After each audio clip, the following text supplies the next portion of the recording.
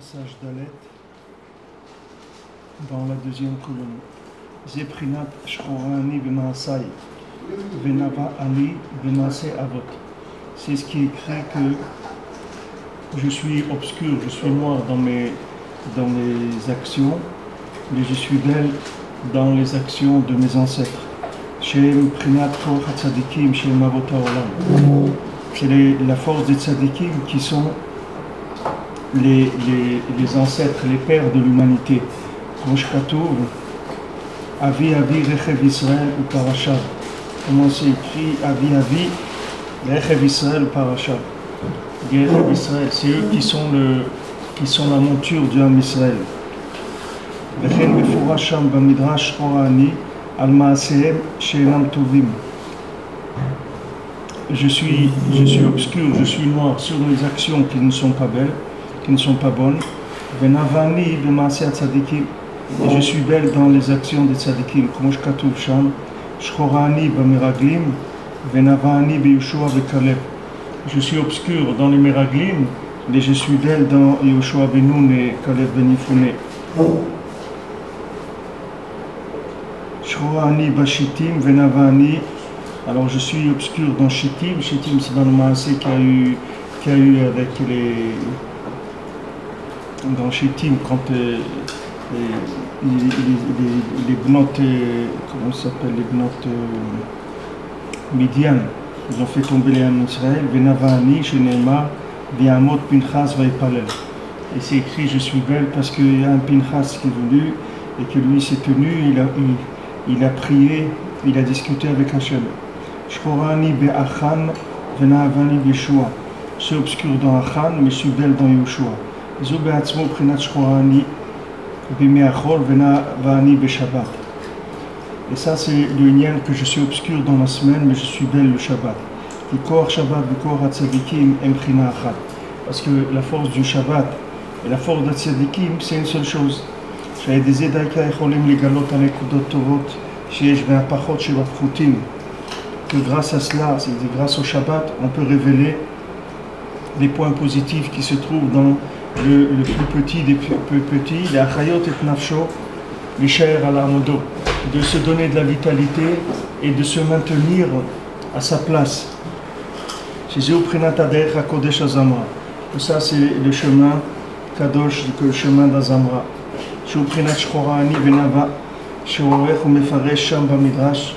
Donc c'est ce qui est écrit, je suis obscur et je suis belle, que là-bas il explique dans le Midrash, Al-Kol Hatov Shenimtza Bahem, qui explique tout le bien qui se trouve dans l'âme Israël, mais Otzem Shifrutam Veshacharutam, dans justement, tellement ils se trouvent en bas et ils se trouvent obscurs, mais là-bas même, on trouve tout le bien qu'il y a, qui Efshar Legalot Kol Hatov Azeh Mitoch Omek Achosher, chez le Ribouy Hara Chofé Alav, parce que c'est impossible de révéler tout ce bien-là dans le plus profond de l'obscurité à cause de tout le mal qui recouvre ce bien, Kim Bekoach Tzadikim Amitim Bekoach Shabbat Kodesh, que par la force des tzadikim véritables et grâce au Shabbat. Vata Mekushar Mechubar Kol Divra Midrash Amal Yafé Yafé. Maintenant on va voir comment c'est bien attaché tous les éléments dont on parle le Midrash en question. Aïn Sham Hetev Etireh Vetavinata Shekulo Medaber Minyan Adech HaKodesh Hanal. Va voir là-bas et tu verras que le Midrash il parle entièrement sur le chemin Kadosh dont on parle de Azamra le Lokai Beodi, que je vais continuer à chanter pour Hachem avec le reste de bien qui est en moi. Chez Prinat Shchorani Venava, qui est le principe que je suis obscur mais je suis belle. Zeprinad Mashkatov Sham Shchorani Bamidbar. Donc c'est écrit, c'est ce qui est écrit là-bas. Je suis obscur dans le Midbar. Venavani Bamidbar Bakamata Mishkan. Je suis dans le Midbar même où j'ai fait tellement de bêtises, tellement pas. Il fait des problèmes à Hachem. Là-bas même, je suis belle dans la Kamat Mishkan quand j'ai édifié le Mishkan. Qui a Mishkan, il venait Mikol Nikudot Tovot Shinisa Mikol Echad Israël. Parce que le Mishkan, il se construit avec tous les points positifs qu'il y a dans chaque juif. C'est ça qui fait la construction du Mishkan, du tabernacle. Alors on voit ici ce principe-là que là où la personne, elle voit qu'elle est obscure, là-bas même, dans cette chose même, il y a quelque chose de beau. Dans cette chose même, c'est-à-dire qu'il y a un lien entre le côté obscur, qui est le côté des 6 jours de la semaine, et le côté qui est bien, qui est positif dans chacun. Puisque dans le Midbar lui-même, où on a fauté là-bas, alors on a construit aussi le Mishkan. C'est pas que tout noir, c'est pas que tout noir ou tout blanc, c'est-à-dire que dans le côté noir, c'est-à-dire dans le côté obscur, dans le côté où on s'est fait prendre par ce monde, par tous les problèmes de ce monde, là-bas même il y a des points positifs, que ces points positifs-là, au Hachem, il y en a, et chacun il en a des milliers, c'est pas que des dizaines et des centaines, chacun il a des milliers. Le Ikar, c'est d'aller dans ce Derech HaKodesh Hazé, d'aller dans le Tov, comme on a parlé de Shiur ce matin, c'est que maintenant la lutte contre Amalek, ça va être que ça. La lutte contre Amalek, ça va être que de donner, de mettre confiance à chacun qu'il y a du bien en lui et que tout le principe de Amalek et toute cette clipa-là qui a commencé avec la clipa du communisme, comme il a dit Rav Nachman, quand les Juifs ils sont sortis danser avec les Sifrei Torah, quand les communistes ils sont passés au pouvoir, les Juifs ils étaient contents parce qu'ils ont dit ça y est, on va avoir un statut de citoyen, etc.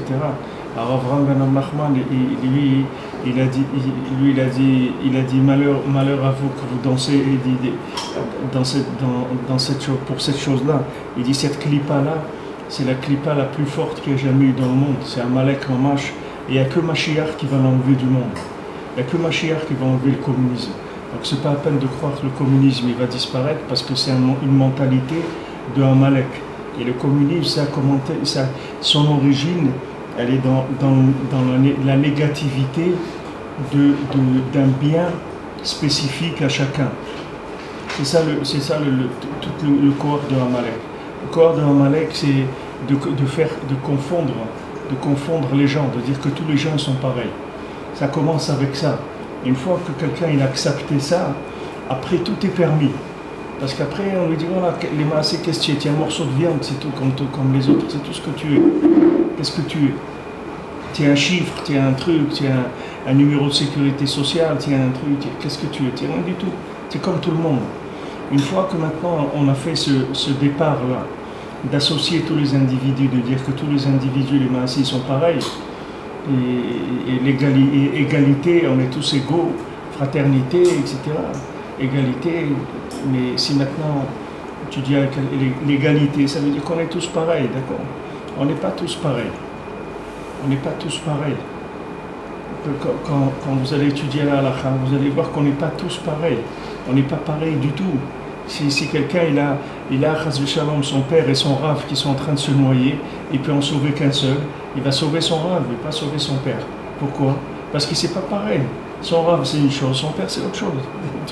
Son rav c'est celui qui l'a aidé à trouver le bien qu'il a en lui, qui a développé sa neshama. Et son père c'est celui qui l'a fait venir physiquement dans le monde. Alors maintenant les gens disent mais attendez, c'est pas tous les gens ils ont la même valeur. Non, tous les gens ils n'ont pas la même valeur du tout. Quelqu'un qui est malade, il n'a pas la même valeur que quelqu'un qui est en bonne santé.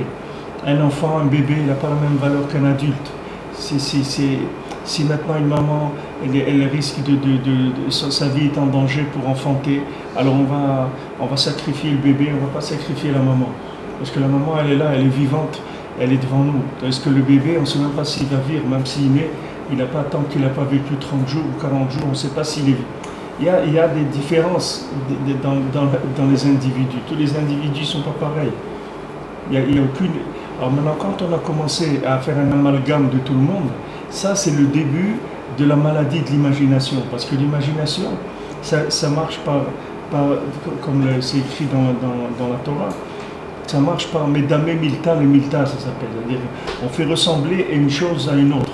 Et on commence à faire des raisonnements comparatifs. Ça c'est le départ de l'imagination. L'imagination, ça veut dire de trouver des choses qui se ressemblent et de les assembler. D'assembler qui se ressemblent, s'assemblent. C'est-à-dire qui s'assemblent, se ressemblent. Les gens, ils s'amalgament par la ressemblance. Mais si chacun, il avait Béhémet, le koach de ce Azamra, de ce que Rabbeinu dit, de trouver le bien qu'il y a en lui, il verra que l'épopée de sa vie, elle est unique. Elle est unique. Il n'y a personne qui a vécu la même vie que l'autre. Comme je dis, les empreintes digitales, encore ça, c'est une chose qu'ils ont découvert. Mais si il y avait des instruments pour aller plus loin, c'est pareil que les empreintes digitales. Bon, il y a aussi l'œil, il y a aussi la pupille de l'œil, mais ils verraient que BMT, il n'y a rien qui est pareil entre deux individus. Et ça, depuis la création du monde, c'est pas que Hachem, quand il est passé 10 ou 10 générations, il dit bon, allez, maintenant, ici, il y a du monde qui est passé, on peut reprendre la même une série de fabrications, comme il y a eu déjà. Ça n'existe pas. Il peut jamais y avoir ce qu'il y a déjà eu. Ça ne peut jamais être comme ça. Parce que ce qu'il y a, ça ne peut jamais avoir été. Jamais. Puisque les assemblements des éléments, c'est jamais les mêmes. Jamais c'est les mêmes. Quand Kadosh Baruch Hu, il fait un nouveau jour, c'est un nouveau jour complètement. Ça n'a jamais existé. C'est-à-dire tu prends tous les éléments d'une nouvelle journée, ça n'a jamais existé. C'est mamash entièrement nouveau. Alors, chaque individu est entièrement nouveau. Et maintenant, la base d'essayer de rendre commun les gens, c'est uniquement pour essayer de les faire tomber dans l'imagination. Parce qu'une fois que quelqu'un, on va essayer de rendre un individu commun, après on va lui coller des éléments qui vont être des éléments de fabrication à la chaîne. De la même manière, je vous donne l'exemple des vêtements. Que quelqu'un il achète un vêtement, mais ce vêtement il est fabriqué en 10 000 exemplaires. Et quand il le met, c'est comme s'il mettait un uniforme. Même si c'est un vêtement qu'il a acheté, c'est comme un uniforme parce qu'il y a des milliers de gens qui ont le même habitude. Avant, quelqu'un allait chez un tailleur, il faisait sur mesure, etc. Il y avait une Nekuda Torah qui sortait, quelque chose de spécifique à l'individu.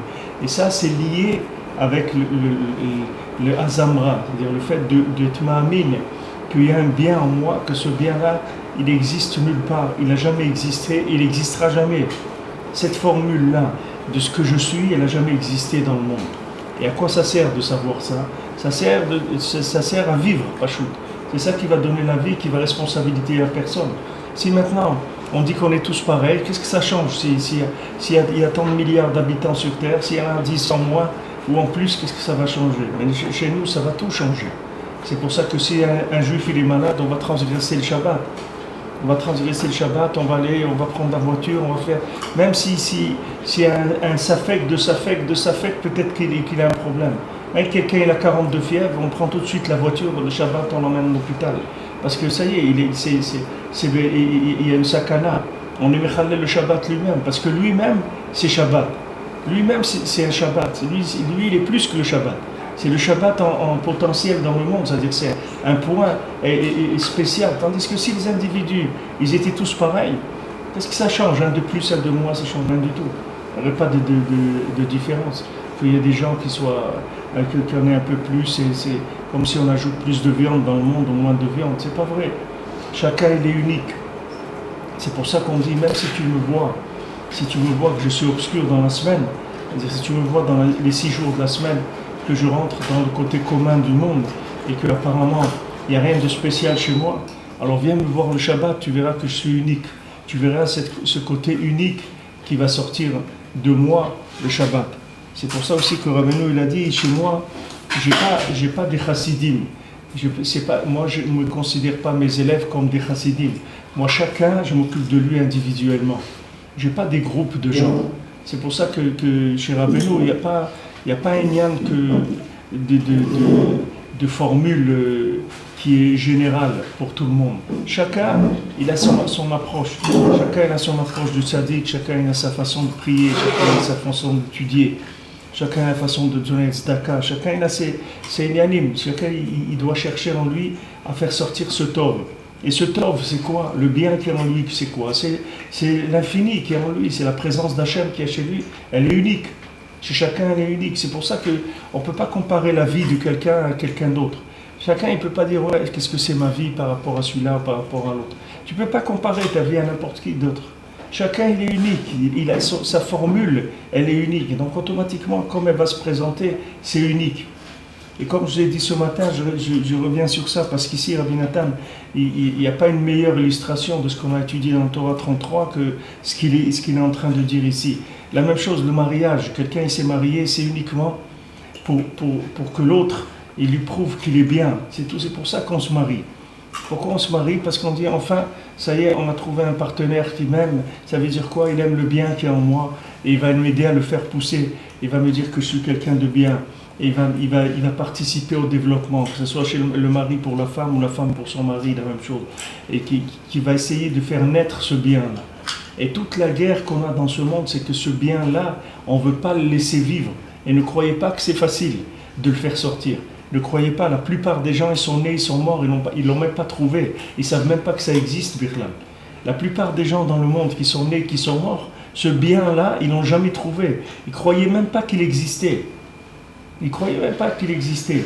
Et eux, ils pensaient, ils regardent la télé, ils voient des trucs, des gens, des masses, des informations, des nianimes, des shows télévisés, des trucs, et on fait des amalgames des individus.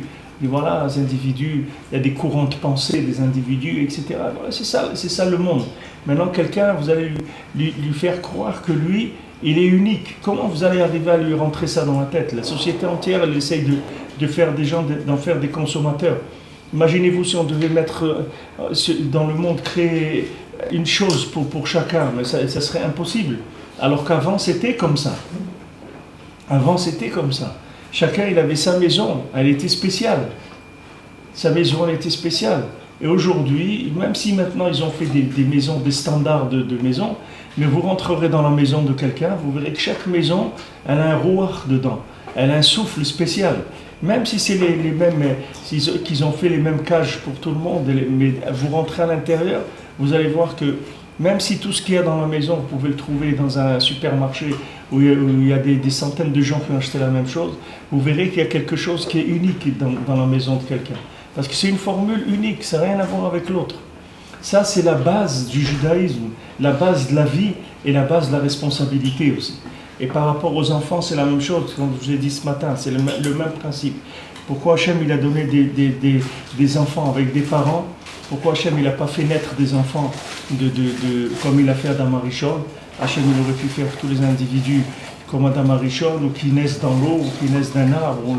C'est pas un problème pour Hachem, il les aurait nourris directement. Hachem il a donné des enfants, des individus uniquement pour qu'il les aide à trouver le bien qui est en eux.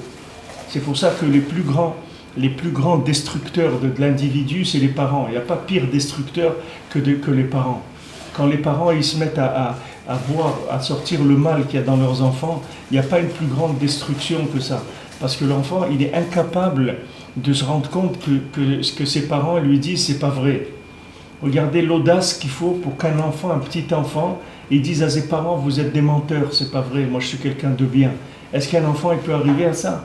Un enfant, il peut avoir confiance en lui assez pour dire à ses parents, vous n'êtes pas capable de voir le bien qu'il y a en moi. Un enfant, il ne peut pas faire ça. Qui est-ce qui peut faire ça? Même un adolescent, combien dans les adolescents, il y en a un sur 1 million qui peut faire ça? Qui est-ce qui peut faire ça? D'aller lutter contre tout le monde entier, et particulièrement ses parents, d'où il vient, de leur dire, c'est pas vrai, vous vous trompez, moi je ne suis pas comme ça. Vous ne me connaissez pas, vous ne savez pas qui je suis. Qui est-ce qui peut réagir comme ça? C'est pour ça que les parents, c'est les plus grands responsables de la c'est ce qu'elle dit la Gemara. Elle dit la plupart des gens, 90% des gens, ils meurent de l'Aïn Hara, du mauvais œil. Et le plus grand mauvais œil qu'il y a dans le monde, c'est des parents sur leurs enfants. Alors quand les gens ils lisent ça, ils disent mais comment c'est possible? Les gens ne peuvent pas comprendre cette Gemara. Ils disent mais comment c'est possible? D'abord, comment c'est possible que les 90% des gens ils meurent du mauvais œil?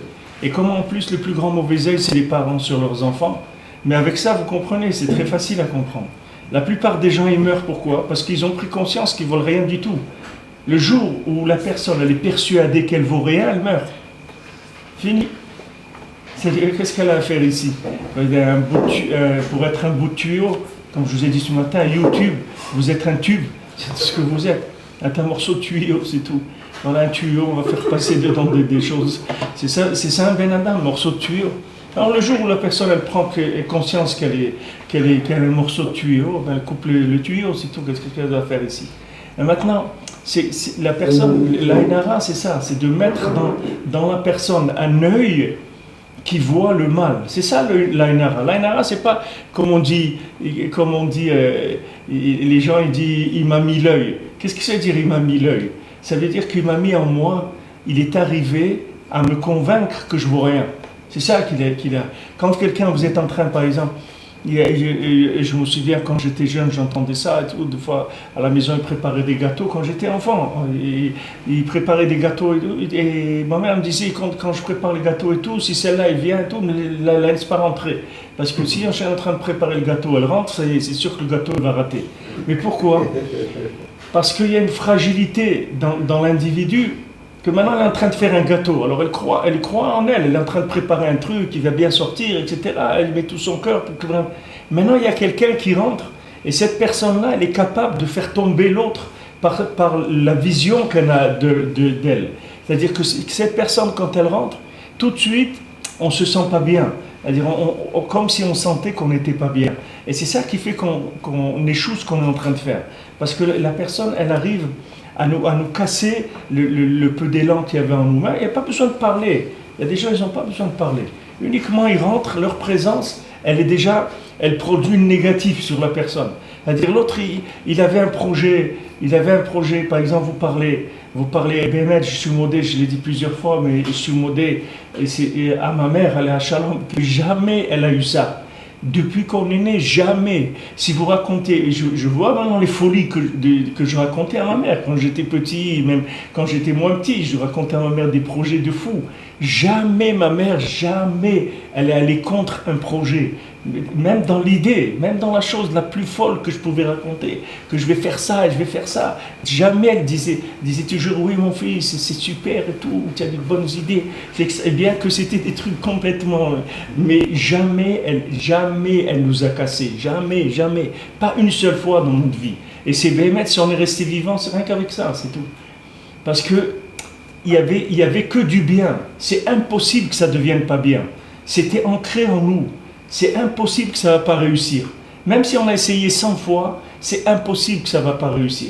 Et tout le Likutei Halachot entier, toute la Torah de Rabbeinu, elle est faite avec sur ça. Tout le lien de Rabbi Nathan, il dit, regarde, tu as essayé 1000 fois, ça n'a pas marché, tu n'as pas le droit d'arrêter d'essayer, parce que continue, tu vas voir que ça va marcher. À la fin, tu vas voir que ça va marcher. Voilà le Ham Israël, il est parti en galoute, il a passé ce qu'il a passé. Les gens ils ont essayé de venir en Eretz Israël. Combien de gens ils sont morts uniquement sur la route pour venir tellement c'était difficile. Combien de temps on a empêché le Ham Israël de venir. Voilà, sauf le Ham Israël, il est là. Avec tous ces échecs-là de milliers d'années pour essayer de revenir, sauf le Ham Israël il est revenu, le Ham Israël il est là. Et maintenant même qu'il est là, il y a encore des gens qui ont le mauvais œil. Et regardez combien de gens ici, ils ont en eux le mauvais œil.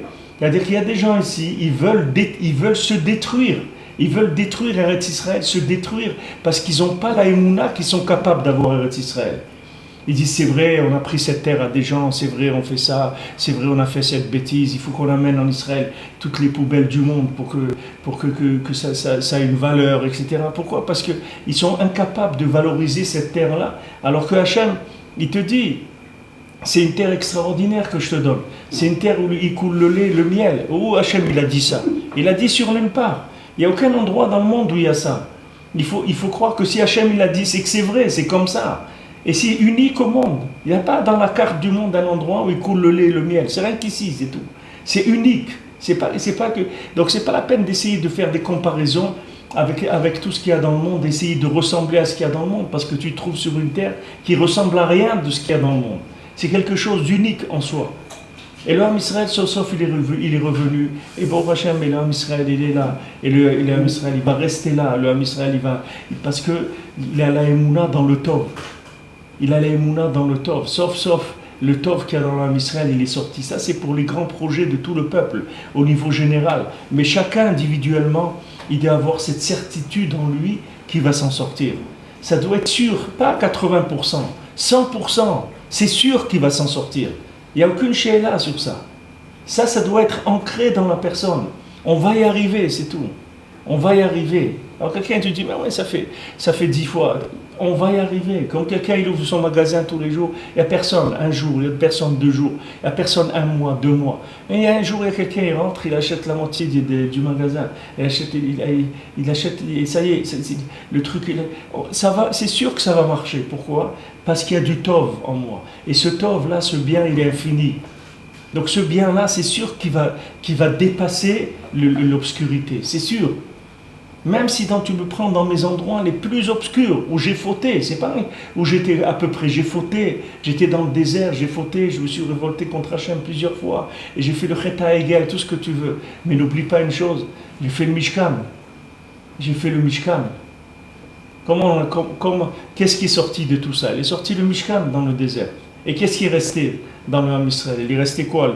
Les bêtises que les gens ils ont faites? Non, il est resté le Mishkan. C'est ça qui est resté dans le Ham Israël. Cet endroit-là, cette maison pour Hachem, c'est ça qui est resté dans le Ham Israël. Tout le reste, toutes les bêtises que j'ai pu faire, rien du tout, c'est parti tout ça. C'est rien, c'est des entrées en matière, c'est la même chose. Quelqu'un pendant 6 jours de la semaine, il a été là où il a été, il a vécu comme il a vécu. Il rentre Shabbat, le bien qui est en lui, il sort. Le bien qui est en lui se met à briller. Donc ce moment-là, il est unique. Ce jour-là, il est unique. Et la personne, elle est unique, elle aussi. C'est-à-dire un Mechad, c'est-à-dire un peuple unique. Un Mechad Baaretz, c'est un peuple unique dans la terre d'Israël. Ce peuple unique, c'est le peuple juif. Maintenant, le Shabbat, c'est un jour unique. Et Eretz Israël, c'est un jour unique. Et c'est vraiment la formule, comme on dit, la formule magique. C'est la meilleure formule qui existe au monde.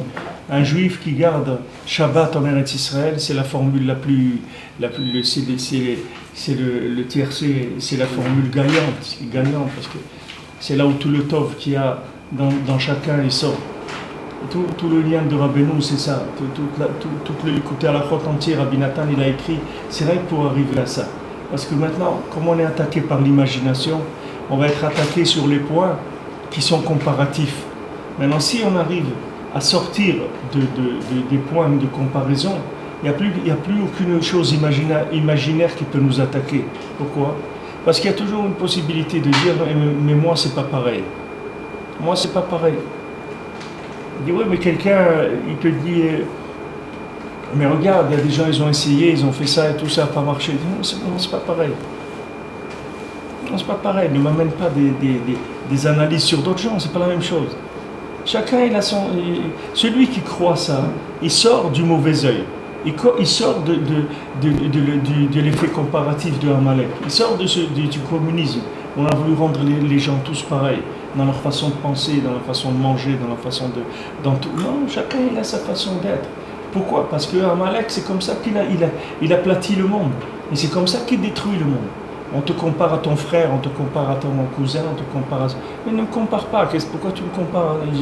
Tu vois bien, on n'est pas né le même jour, on n'est pas né à la même heure, on n'a pas la même tête, on n'a pas les mêmes empreintes, on n'a pas la même façon de... Tu vois bien qu'on est complètement différents, pourquoi tu me compares?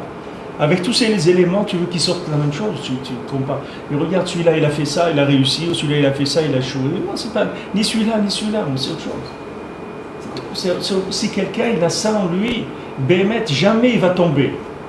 Jamais, parce qu'on peut le faire tomber que par effet comparatif, c'est tout.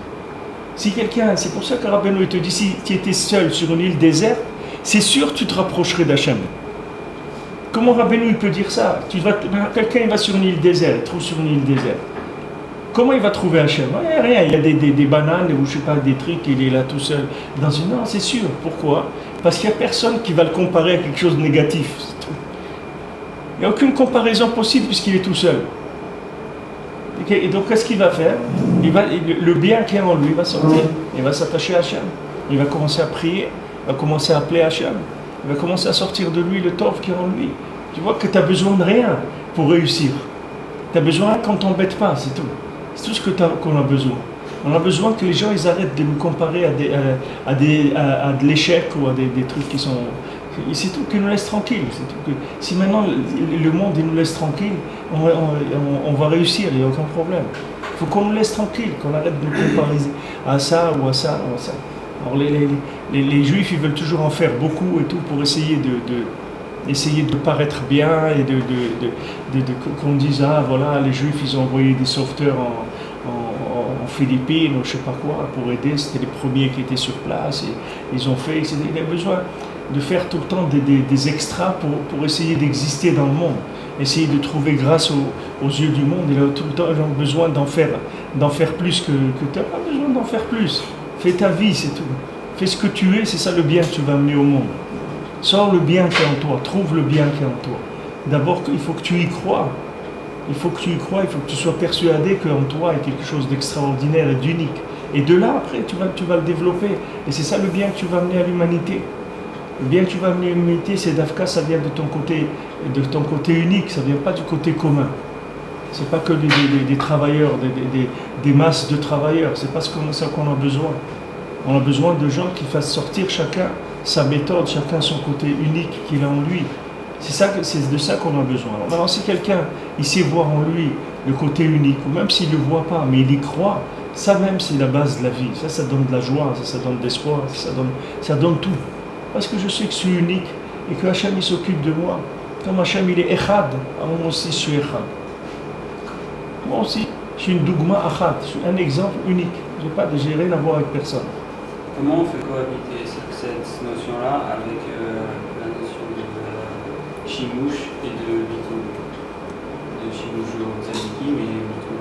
Voilà, c'est ce qu'il a dit ici. C'est bien que tu poses cette question, ce qu'il a dit ici. Parce que eux c'est le bien général, si tu veux. Moshe Rabbeinu, en lui, il inclut les 600 000 Neshamot du Ham Israël. Il y a 600 000 âmes dans le Ham Israël. Toutes ces 600 000 âmes, elles sont dans l'âme de Moshe Rabbeinu. Donc maintenant, quand on dit au contraire, il n'y a que lui qui peut te faire sortir le bien qui est en toi, parce que le bien qui est en toi, il est en lui. Le tzaddik, il inclut le bien qui est en toi. Donc c'est au contraire, c'est le seul au monde qui peut t'aider à trouver le bien qui est en toi. Parce que ce bien-là, lui, il le connaît et il le vit. Parce que ton âme, elle est inclue en lui. Et ça n'empêche pas que tu es unique, comme lui, il est unique. Parce que lui, il inclut il n'y a personne dans le monde qui inclut toutes les Neshamot d'Israël. Et même des gens même s'ils ne sont pas le tzaddik Ador, il y a des gens qui incluent 1000 Neshamot, ou 2000, ou 3000, ou 20 000, ou 100 000. Alors eux aussi, c'est des gens qui sont spéciaux, parce qu'ils ont une force, si tu veux, spirituelle d'âme qui est nombreuse. Alors maintenant, le shimouch du tzaddik ou le bitul du tzaddik, c'est uniquement pour trouver le bien qui est en moi, c'est pour le faire vivre. C'est pour ça que la soumission au tzaddik, c'est pas l'annulation. Au contraire, c'est comme ça que tu vas exister. La soumission au tzaddik, c'est pour exister, c'est pas pour t'annuler. La soumission à Hachem, c'est pour exister, c'est pas pour t'annuler. La preuve, c'est que si quelqu'un il est malade Shabbat, on va transgresser le Shabbat. Alors que celui qui transgresse Shabbat, Stam, il est condamné à mort. Et pourtant, une personne, elle a un doute, peut-être elle va vivre, peut-être elle va pas vivre, peut-être on a à peine un doute, ça y est, tout de suite on transgresse le Shabbat. Pourquoi? Parce que qu'un juif y vive, c'est plus important que d'être Mekayem le Shabbat. Pourquoi Hachem t'a donné le Shabbat? C'est pour que tu trouves le bien qui est en toi. Si maintenant ce bien-là, il est en danger dans son existence, tout de suite on va transgresser le Shabbat. Parce que le Shabbat, c'est une méthode pour faire sortir le bien. Le tzaddik, c'est pareil. Le tzaddik, il vient uniquement t'enseigner le bien qui est en toi. Et maintenant, quand tu te soumets au tzaddik, tu ne vas pas t'annuler. Au contraire, c'est comme ça que tu vas exister. C'est pas pour l'annulation. Quelqu'un, il ne s'inclut pas dans le tzaddik pour disparaître et faire partie d'une autre entité que ce qu'il est. Au contraire, quand il va se soumettre à celui qui détient le secret du bien qu'il y a en lui, alors c'est là où le bien qu'il y a en lui va se révéler. Rabbeinu dit que toutes les avédotes, tout ce que quelqu'un il a perdu dans sa vie ou dans les vies antérieures, elles se trouvent chez le tzaddik. Le tzaddik, il a tous les objets trouvés, toutes les pièces perdues du monde, elles se trouvent chez lui. Parce que quand tu viens chez lui, il te rend tout ce que tu as perdu depuis Adam Arishon. Toutes les fois où tu es venu sur terre et que tu as perdu des choses, il te rend tout. Comme la fille de l'empereur et le fils du marchand. À la fin, elle lui dit, tu as perdu ton bateau, hein? Oui, voilà ton bateau. Prends-le avec toute la richesse, une richesse beaucoup plus grande que ce qu'il y avait dedans. Tu retrouves le bien qui est en toi et enrichi. et enrichi. Alors maintenant, la soumission au tzaddik, c'est une méthode pour obtenir plus. C'est comme quand tu vas chez un maître. Tu vas chez un maître, pourquoi? Tu te soumets à un maître, pourquoi? Parce que le maître, il va t'orienter, il va te diriger pour sortir tout ce qu'il y a de bien en toi, dans ce domaine-là. Le tzaddik, c'est dans le domaine Ikari, dans la Emouna, il va t'aider à faire naître ta neshama. Tu vas écouter le tzaddik, c'est toi qui vas exister. Et bon, Hachem, vous voyez, aujourd'hui, tu vois que Rabbeinu, physiquement, il n'est pas là, c'est pour pas te déranger. Il ne va pas te déranger que tu dois venir le voir et Kvod Arav et Arav et trucs toute la journée, tu n'as pas besoin de ça. Il est là et tu ne le vois pas, tu n'as pas besoin de ça. C'est-à-dire qu'il est là pour te donner, c'est tout. Il ne va rien te prendre du tout. Parce qu'il n'a même pas de présence physique qui risque de fausser les rapports. Il est là que pour donner de la force à ta neshama. Au contraire, c'est la méthode pour faire sortir le bien. C'est pour ça qu'il dit que toujours... Pourquoi maintenant je dis, ici il dit, je suis obscur dans mes actions, mais je suis bête dans les actions de mes ancêtres. Quel rapport ça? Le rapport ça, c'est que dans mes ancêtres, tu vas trouver, va chercher dans mes ancêtres, tu vas trouver le bien qu'il y a en moi aujourd'hui. Même si tu ne le vois pas. Aujourd'hui tu ne le vois pas. Tu vois un juif, il est jeté, il est comme un clochard, il est jeté dans la rue, il est vide, il se sent vide, etc. Alors maintenant, sache que ce juif-là, il a des ancêtres. C'est pas quelqu'un il n'est pas vide. Seulement, pour l'instant, le monde, il en a fait un individu qui pense qu'il est vide. Lui, il pense ça. C'est quoi cette Nekudat Zchut? La Nekuda quoi? C'est quoi cette Nekudat Zchut? C'est pas un kinyan. Le Maasim de Avotai Azma. C'est-à-dire, je suis d'une grande lignée de suis. C'est quoi cette Nekudat Zchut que je peux l'it'on? Tu peux être Tohen que tu viens, comme Akadosh Baruch Hu il te dit, voilà, je le fais parce que je me suis engagé avec Abraham Avinu, c'est pour ça que je le fais, c'est tout. Pourquoi maintenant je te sauve? Parce que tu es un descendant d'Abraham, c'est pour ça que je te sauve. Donc tu vois qu'il y a une hiérarchie, il y a un héritage du Tov. C'est pas comme ça, c'est un scoop que moi j'ai, je suis Tohen. Bien sûr, parce qu'il est en toi. C'est plus une responsabilité que de voilà, regarde, moi, je suis l'enfant d'Abraham Israël. Alors, Rav Mitzadze, ça c'est un quoi? J'ai pas fait de kinyan là-dessus. Mais c'est bien, ça veut dire que tu n'as pas fait de kinyan là-dessus, tu viens entièrement de ça. Chaque fois que tu fais la Brit Mila, tu dis le Brit d'Avraham Avinu, c'est pas le... Je suis passé dans la Brit Mila, on m'a fait la Brit. J'ai rien fait. Ok, et ton père il t'a fait la Brit, toi tu fais à ton fils, c'est la même chose, qu'est-ce que ça veut dire? Ça veut dire ce bien-là, il passe. Tu vois bien que c'est une chose qu'on n'est pas arrivé. Pourquoi c'est une chose que le monde il n'a pas enlevé du Ham Israël, qu'ils ne sont pas arrivés à enlever? Parce que c'est des choses qui sont très très fortes. Que même un juif qui est très éloigné, il dit bon, moi je fais la Brit Mila à mon fils et tout, ça je dois faire. Pourquoi? Parce que le Brit c'est le Ikar du Gilou de la Nekuda Tova. La Nekuda Tova dans chacun ne se révèle pas Tikkun Brit. C'est le lien qu'il y a. Nous on ne vit qu'avec ça. Toute notre existence aujourd'hui, elle est basée que sur un lien. Pourquoi on est sur cette terre-là? Parce que tu as la Emouna, que c'est là Eretz Israël. Qui est-ce qui t'a dit que c'était ici? Qui est-ce qui t'a dit qu'il y avait toutes ces valeurs, etc. C'est des choses que tu as reçues.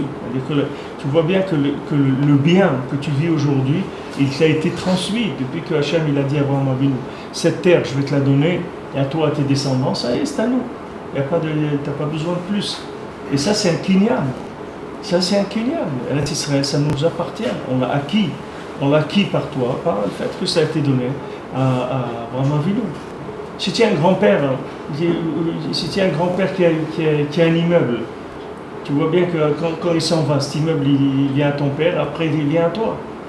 Tu vois bien que c'est mais là que tu connais le bien qu'il y a, les biens matériels des autres générations, tu les acquiers automatiquement, par héritage. Alors à Kochken, le bien spirituel, encore plus que le bien matériel. Parce que le bien spirituel, il vient de l'infini, il ne vient pas de la matière. Il y a un déséquilibre entre moi, c'est un pote que je travaille avec des couloteurs. Moi, j'ai des maximes qui sont pas... Parce que tu n'es pas conscient du bien qui est en toi. Si tu étais conscient que tu es un milliardaire, tu verrais que tout de suite ta vie elle changerait. Quelqu'un maintenant tu le vois, il vit comme un clochard parce qu'il croit qu'il est un clochard, c'est tout. Maintenant dis-lui mais toi tu es riche et il n'y croit pas. Tu dis mais c'est vrai que tu es riche. Il croit pas. Viens, je vais te montrer. Et tu viens, tu lui montres qu'il a un compte en banque, qu'il a des milliards et tout, et tu vas voir, en quelques secondes il va changer. Tout de suite il va changer sa façon de vivre, tout va changer en lui. Si tu arrives à faire prendre conscience à quelqu'un qu'il est bien, c'est ça la réussite de l'individu. Tu n'as pas besoin après. Lui, il va trouver déjà tout. Lui, il va arriver à tout. Comment tu vois des Gdolé Israël qui sont devenus, tu prends les Stepeler ou des gens comme ça. Pourquoi les Stepeler, c'est des gens, ils arrivaient à étudier. Les Stepeler, ils ne pouvaient pas étudier. Ils n'arrivaient pas à étudier. Rabbi Nachman, il arrivait à étudier, il n'arrivait pas. Rabbi Nachman, la Mishnah, il ne comprenait pas. Rabbi ne comprenait pas les Mishnayot. Alors, parce qu'il ne comprenait pas les Mishnah, comment il est passé de quelqu'un qui ne comprend pas la Mishnah à des plus grands sadikim qu'il y a jamais eu dans le monde? Comment il est arrivé de là? C'est rien que par le développement du capital qu'il avait en lui, d'abord par une émouna totale, bien que maintenant, comme on dit, toutes les apparences, elles laissaient croire le contraire.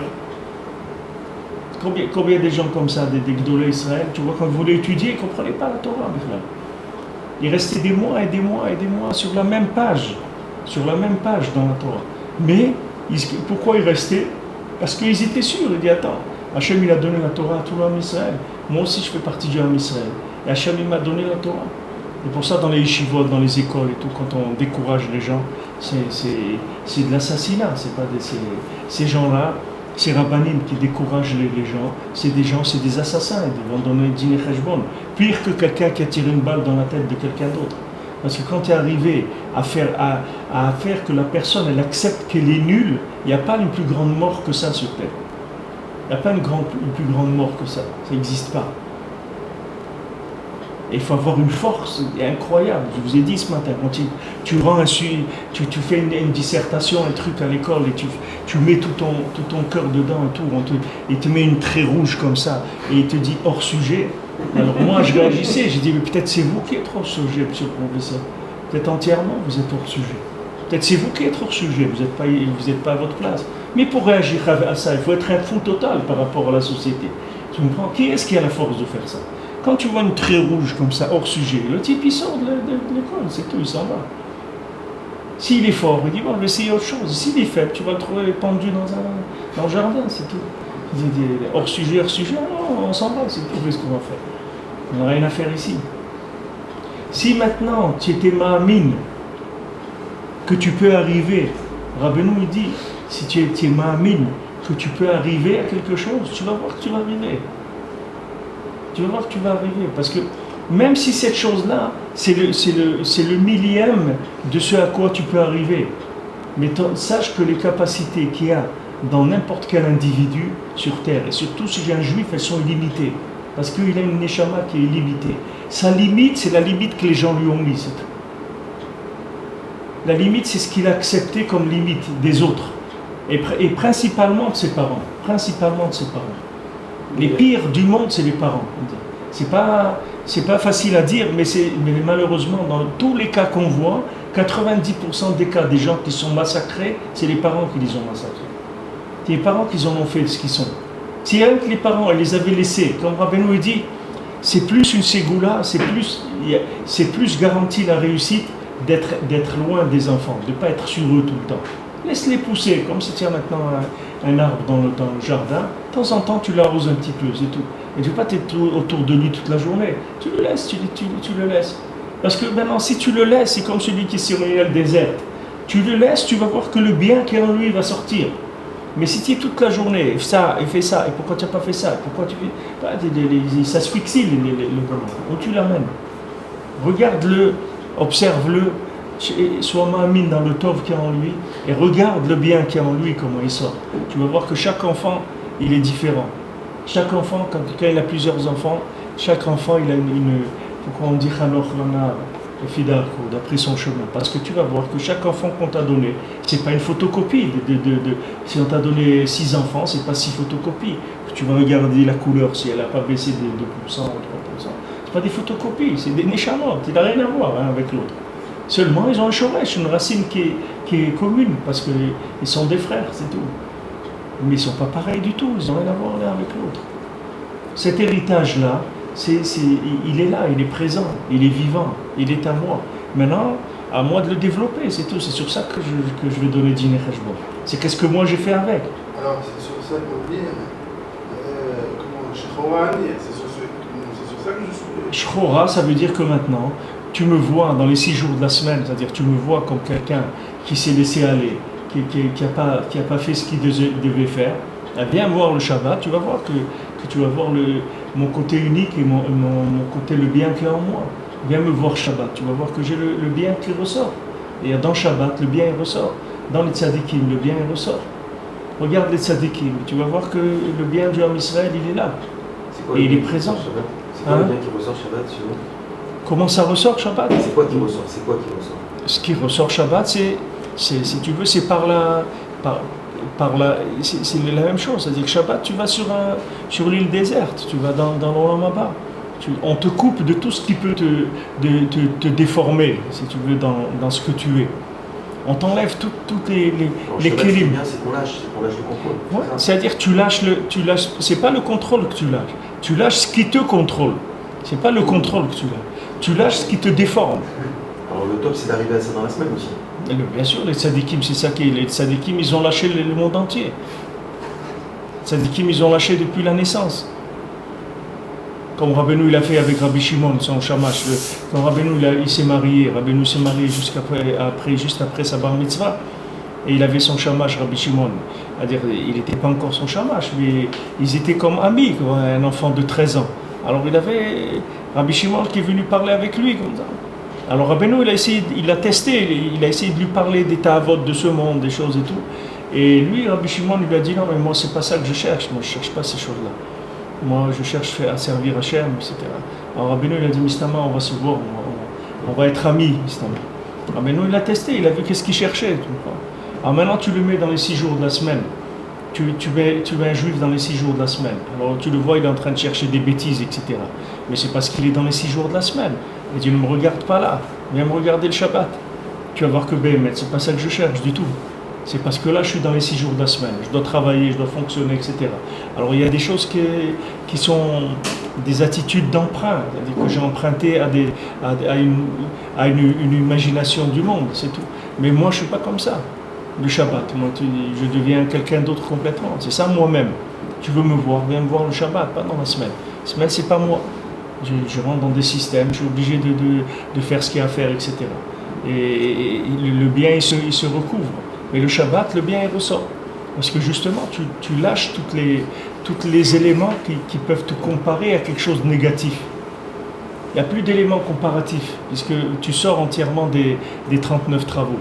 Donc tu sors de ce monde, les mains. Depuis les 39 travaux, on a vu, c'est les 6 jours de la semaine de la création, c'est les 39 travaux, c'est la même chose. Puisque Hachem lui-même, il a dit Shabbat Vaïnafash. Shabbat, il a arrêté tout. C'est-à-dire, il a arrêté tout. Il a arrêté tout ce qui était, ce que Rabbeinu appelle le Koach HaMachriach, tout ce qui t'obligeait, tout ce qui allait contre le bien. Le Shabbat, ça s'arrête. C'est-à-dire, le Tov, il le sort. Alors, on a l'impression que Shabbat, on fait rien. Mais on ne fait pas rien. Le Shabbat, on fait vivre le bien qui est en nous. On chante, on fait les sodot de Shabbat, on prie, on étudie, on fait ce qu'on peut faire pour réveiller ce Tov. Et en plus, on reçoit un Neshama Etera, c'est-à-dire on reçoit un surplus d'âme qui nous permet encore plus de ressentir le bien qui est en nous. Et une fois qu'on s'est chargé de bien, de certitude qu'on est bien, alors là, on peut rentrer dans la semaine. On peut rentrer dans la semaine. Et si tu vois, tu fais des recoupements, tu vas voir dans les enseignements de Rabbeinu, tu vas voir combien d'enseignements ils vont revenir vers ce point-là. C'est-à-dire que combien de conseils que Rabbeinu il a donné, c'est uniquement par rapport à ça. Pourquoi Rabbeinu l'a dit que Azamra, que regarde le bien, c'est tout. Parce que Rabbeinu dit que c'est ça, il sait que c'est ça l'arme qui va lutter contre Amalek. Il n'y a que ça qui va lutter contre Amalek. Il n'y a que ça. Alors, il faut être persuadé du bien qu'il y a dans l'autre, il faut être persuadé du bien qu'il y a en soi. Il faut en être persuadé. Il faut pas, c'est pas à peu près. C'est vrai.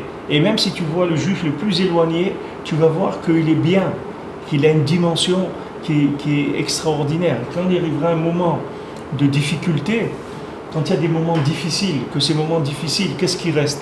Il reste que le bien de la personne qui sort. Parce que tout le mensonge, tout le cinéma, il s'en va. Il reste que tu vas voir la réaction du bien, comment il va sortir de cette personne-là. Comment il va ressortir de certains individus des choses extraordinaires. Que ces gens-là, tu ne pourrais pas imaginer qu'ils étaient capables de faire ça. Et dans des moments difficiles, ils ont réagi, ils ont fait des choses merveilleuses. Mamash merveilleuse. Combien de gens ils ont donné leur vie pour d'autres, ils ont fait des choses extraordinaires dans des moments de danger, dans des moments difficiles, qui ont fait sortir le bien de la personne. Rabbi nous dit, chaque juif il est prêt à faire Messirut Nefesh, il est prêt à donner sa vie. Et pourtant tu le vois dans la semaine, il va se battre pour le travail, pour des trucs et tout, mais tout ça c'est rien que des attitudes d'emprunt. C'est pas ce qu'il est lui vraiment. Lui, tu le verras ou dans Shabbat, ou dans des moments difficiles, qui aussi s'appellent Prinat Shabbat. Si tu veux des moments de difficulté de la vie de la personne, même les yéridot d'une personne, qu'une personne elle tombe, c'est Prinat Shabbat. C'est-à-dire qu'on l'a fait tomber, c'est pour qu'elle lâche ses jouets, ses bêtises. C'est pour ça qu'on l'a fait tomber. Parce que l'approche qu'elle a des choses, elle n'est pas bien. Alors pour pas qu'il continue à se tromper, on fait tomber quand il tombe. Alors il lâche parce qu'il n'est pas bien, il n'a plus de force pour faire. Mais ça c'est Prinat Shabbat aussi. Quand quelqu'un il tombe, c'est une Prinat Shabbat. Parce qu'on l'oblige à lâcher. On l'oblige à lâcher prise. Quand quelqu'un il est malade, c'est Prinat Shabbat. Pourquoi on dit qu'un malade, la Shrina elle est à côté de sa tête? C'est bien tombé alors. Hein? C'est pas bien. Il ne faut pas demander quand tomber. Mais quand on tombe, il faut savoir que c'est bien. C'est pas bien de tomber, mais quelqu'un qui tombe, c'est bien. Il ne faut pas demander à ça, il faut demander que... Parce que quand on tombe, c'est parce que maintenant on veut nous arracher le jouet qu'on a dans la main. Mais si on le lâche tout seul, c'est beaucoup mieux. On n'a pas besoin de nous l'arracher. Quand quelqu'un il est malade, c'est écrit la shrina à côté de sa tête, à son chevet. Pourquoi la shrina elle est au chevet d'un malade? Parce que dès que quelqu'un il est malade, ça y est, c'est un sadique, tout de suite. Quand quelqu'un est malade, tu lui dis, tu viens faire une partie de poker et tout. Laisse-moi tranquille, poker. Il y a dans quel étage je suis, c'est les femmes. Elle dit, mais alors pourquoi et tout? Tiens, joue, je te donne un jeu de vidéo, tu vas jouer à la voiture téléguidée. C'est pas tranquille, laisse-moi tranquille. Pas tranquille. Alors pourquoi? Mais qu'est-ce qu'il y a? Je suis plus là-dedans, mon ami. Pourquoi? Je suis dans Shabbat. Je suis dans Shabbat. Je m'approche du Shabbat. Et quand quelqu'un il vieillit, ces trucs, il commence à s'approcher du Olam Haba, tu vois qu'il va lâcher du lest, il va enlever de la bêtise. Toute la milchama, elle se trouve là-dedans. La milchama, et plus des gens ils ont du bien en eux, et plus ce bien-là, on ne va pas le laisser grandir. La personne elle va être attaquée de tous les côtés. De tous les côtés, elle va être attaquée. Maintenant, si quelqu'un ne sait pas ça, il est perdu d'avance. D'avance, c'est perdu. Parce que tu ne peux pas. Tout le monde te dit que tu ne vaux rien. Toi, tu viens, tu vas dire non, moi je vaux quelque chose. Il dit, mais arrête, regarde, il y a une réalité. Regarde, tout le monde entier te dit que tu ne vaux rien. Que tu ne vas pas réussir, que ça ne va pas marcher, etc. Ça y est, laisse tomber. Tu vois celui qui cherche la princesse disparue. Il dit, ça n'existe pas, laisse tomber. Ils t'ont raconté des bêtises, ça n'existe pas. Laisse tomber. Il dit non, je suis sûr que ça existe. Bon, écoute, je ne veux pas te faire de la peine, je vois tellement tes trucs, alors regarde, va peut-être là-bas, va là-bas. Chacun il envoie, peut-être là-bas tu vas trouver, peut-être là-bas tu vas trouver. Mais au départ, tout le monde, les pronostics, il n'y avait rien, c'est tout. Ça n'existe pas. Ce que tu cherches, princesse disparue, tu cherches une montagne en or, un château en pierre précieuse. Tu cherches, laisse tomber ces trucs-là. Tu vas au Man, qu'est-ce que tu vas faire là-bas? Qu'est-ce qu'il y a là-bas? Pourquoi à la fin on ne sait pas comment il la libère? Hein? Pourquoi à la fin on ne sait pas comment il la libère? À la fin, on ne sait pas. On ne sait pas. C'est-à-dire que Rabbeinu, il n'a pas raconté le comment. Mais d'un autre côté, si tu veux, par rapport à ce qu'on est en train de dire ici, c'est ce que je vous ai dit tout à l'heure. Les gens, justement, dans l'éducation, les gens, ils croient qu'ils veulent inculquer à leurs enfants le comment. Mais s'ils ne savent pas que si l'enfant, il n'a pas conscience qu'il est riche, ce n'est pas la peine de lui enseigner des méthodes de gestion de la richesse, puisqu'il n'en a pas. Tu comprends? Les parents, ils croient que tu enseignes-lui la méthode de gestion. Tu comprends? Mais il n'a pas de capital. Qu'est-ce qu'il va gérer, quoi? Alors, on te dit non, laisse tomber ça. Enseigne-lui rien qu'il a un capital, c'est tout. Après, la méthode, il va la trouver tout seul. Quand maintenant, lui, il sait qu'elle est là, ça y est. Le reste après, comment il a sorti, c'est pas important. C'est pas important comment il a sorti. Mais le Icar, c'est de savoir qu'elle est là, c'est tout. Ça le Icar. Icar, c'est tu as trouvé, ça y est, elle t'a écrit, elle t'a dit voilà, je suis dans une montagne en or, dans le château en pierre précieuse. Tu as trouvé cet endroit-là, ça suffit. Après, tu vas la trouver. La méthode, c'est pas ça qui est des méthodes, il y en a. Rabbeinu, il dit dans l'écoute-moi, je crois que c'est toi, Koufme Maleb, Rabbeinu, il dit si quelqu'un si quelqu'un il arrive à ressentir la douleur que c'est de faire des avérotes. Mais Rabbeinu il te dit pas après comment tu vas faire pour faire tchouva et tout, parce que si quelqu'un il sent la douleur de la avéra, les méthodes de tchouva, c'est pas difficile à trouver. Ce qui est maintenant difficile à trouver, c'est que c'est la sensation qu'une avéra ça fait mal. Si maintenant une avéra ça te fait mal, ça y est, tu n'as pas besoin d'aller. La méthode, tu n'as pas besoin. Si quelqu'un s'est brûlé une fois, tu n'as pas besoin de lui sortir une méthode, comment on fait pour se protéger du feu, etc. Ça y est, il s'est brûlé une fois, ça y est. Tu n'as pas besoin de lui dire comment on va faire. Alors, justement, les parents, eux, ils croient que ce qu'il faut inculquer à l'enfant, c'est une méthode. Mais c'est vrai que c'est bien d'enseigner la méthode, c'est bien. Mais avant de commencer à enseigner la méthode, il faut que tu vérifies qu'il a un capital, la personne. Quand tu viens, tu as des gens devant toi, tu leur fais des propositions d'investissement et tout. Tu supposes qu'ils ont l'argent pour acheter. Parce que s'ils n'ont pas d'argent, tu es en train de perdre ton temps. Il faut que tu vas parler avec d'autres, ou enseigne-leur comment on joue au billes ou n'importe quoi, mais n'enseigne pas les investissements. Ça ne sert à rien, ils n'ont pas d'argent. Tu comprends ? Toi, tu veux un enfant, tu veux lui inculquer la méthode. Tu dis, il faut faire comme ça, il faut faire comme ça, il faut faire comme ça. Mais attends, le Icard, il ne l'a pas. La conscience, sa richesse, il ne l'a pas. Qu'est-ce que tu vas lui enseigner une méthode ? Commence par lui donner conscience de sa richesse. C'est ça le Icard de ton travail. Si maintenant quelqu'un, tu lui as fait prendre conscience qu'il est bien, tu en as fait un riche, tu en as fait quelqu'un qui a réussi sa vie déjà. C'est juste dans le regard, ça. Dans le regard, dans le cœur, dans la parole, dans tout. Dans tout. Dans tout. Ça veut dire qu'avant d'enseigner la halakha, il faut lui donner envie de faire Avodat Hashem. Il faut lui dire déjà qu'il est bien, avant de quoi que ce soit. Il faut qu'il soit ma'amin, qu'il est tov. Parce qu'il va affronter un monde où on va l'attaquer sur ça, Beikar. Le principal attaque qu'il va avoir dans sa vie, c'est des gens qui vont essayer de lui prouver qu'il ne vaut rien. C'est ça le Icar de la lutte de la personne.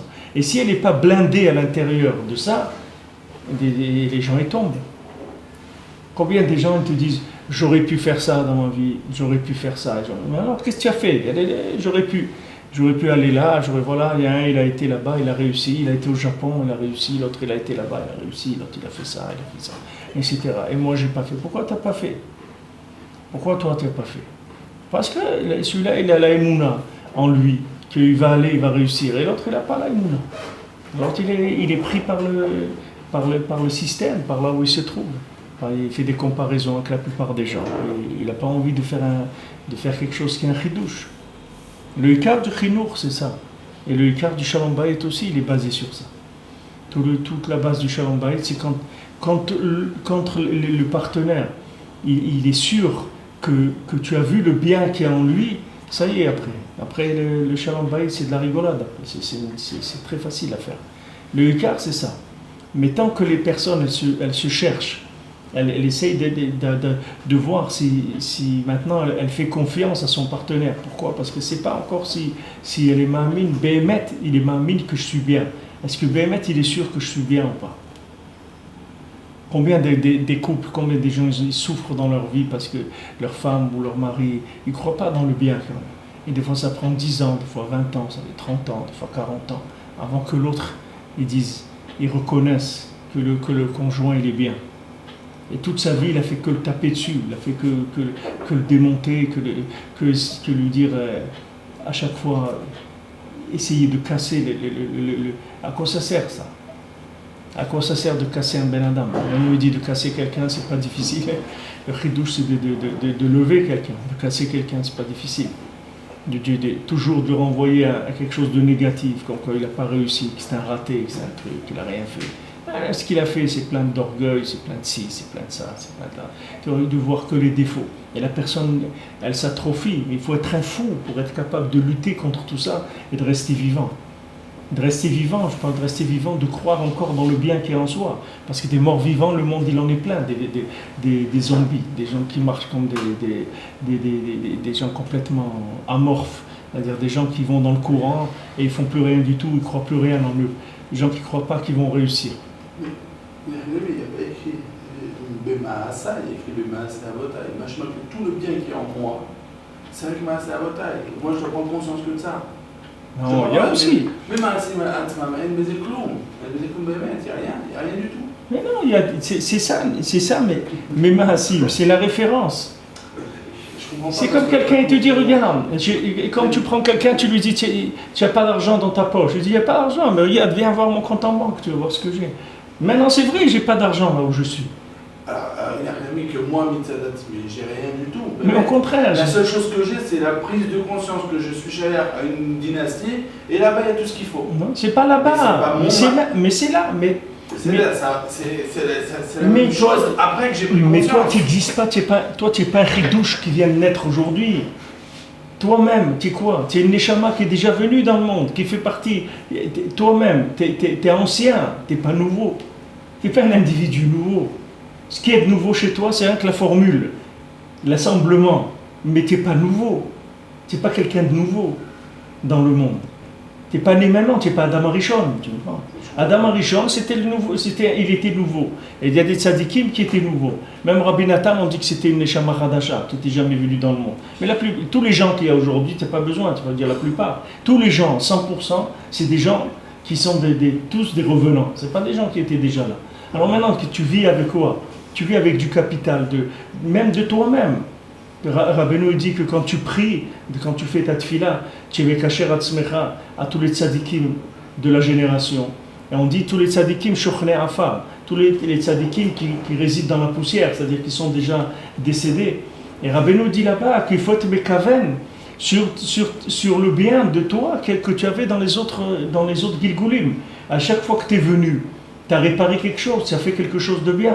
Alors maintenant, tu t'attaches à ce bien-là, pour que ce bien-là, il t'aide aujourd'hui, à ce que tes prières elles soient acceptées, à ce que ta Avodat Hashem, elle avance. Tu t'attaches au bien de toi-même, qui n'est pas présent aujourd'hui. Parce que le bien, si tu veux, de l'âme de quelqu'un, il ne revient pas en réparation, puisqu'il a été réparé déjà. Il y a des éléments de toi qui sont réparés. Chacun d'entre nous, il a des éléments réparés déjà. Ces éléments-là, c'est une référence pour nous, pour qu'ils nous aident aujourd'hui. Il ne faut pas que tu vois les choses comme si c'était étalé, si tu veux, sur des milliers d'années. Parce que c'est là, tout est là. Il n'y a pas chez nous c'est passé. Il n'y a rien de passé. Adam Arishon, il est là. De Adam Arishon jusqu'à aujourd'hui, tout est là. Tout est présent. Tout le capital du Ham Israël, il est là. On est tous liés. Pourquoi on est liés les uns aux autres? Pourquoi maintenant, si un fait une mitzvah, je dois aider quelqu'un à faire une mitzvah, je prends part à sa mitzvah? Parce qu'on est liés. On est tous liés. Et nous-mêmes, on est liés au bien qu'il y a en nous et qui n'est pas présent aujourd'hui, parce qu'il n'a pas besoin de revenir dans le monde pour être réparé. Mais toi, tu crois que maintenant, la personne, elle existe que par rapport à un passé autre. Il n'y a pas de passé. C'est là. Avraham Avinu, il est là. Il n'est pas passé. Le bien d'Avraham Avinu, il est là aujourd'hui. Il est vivant, il est présent. Hebron, il est là.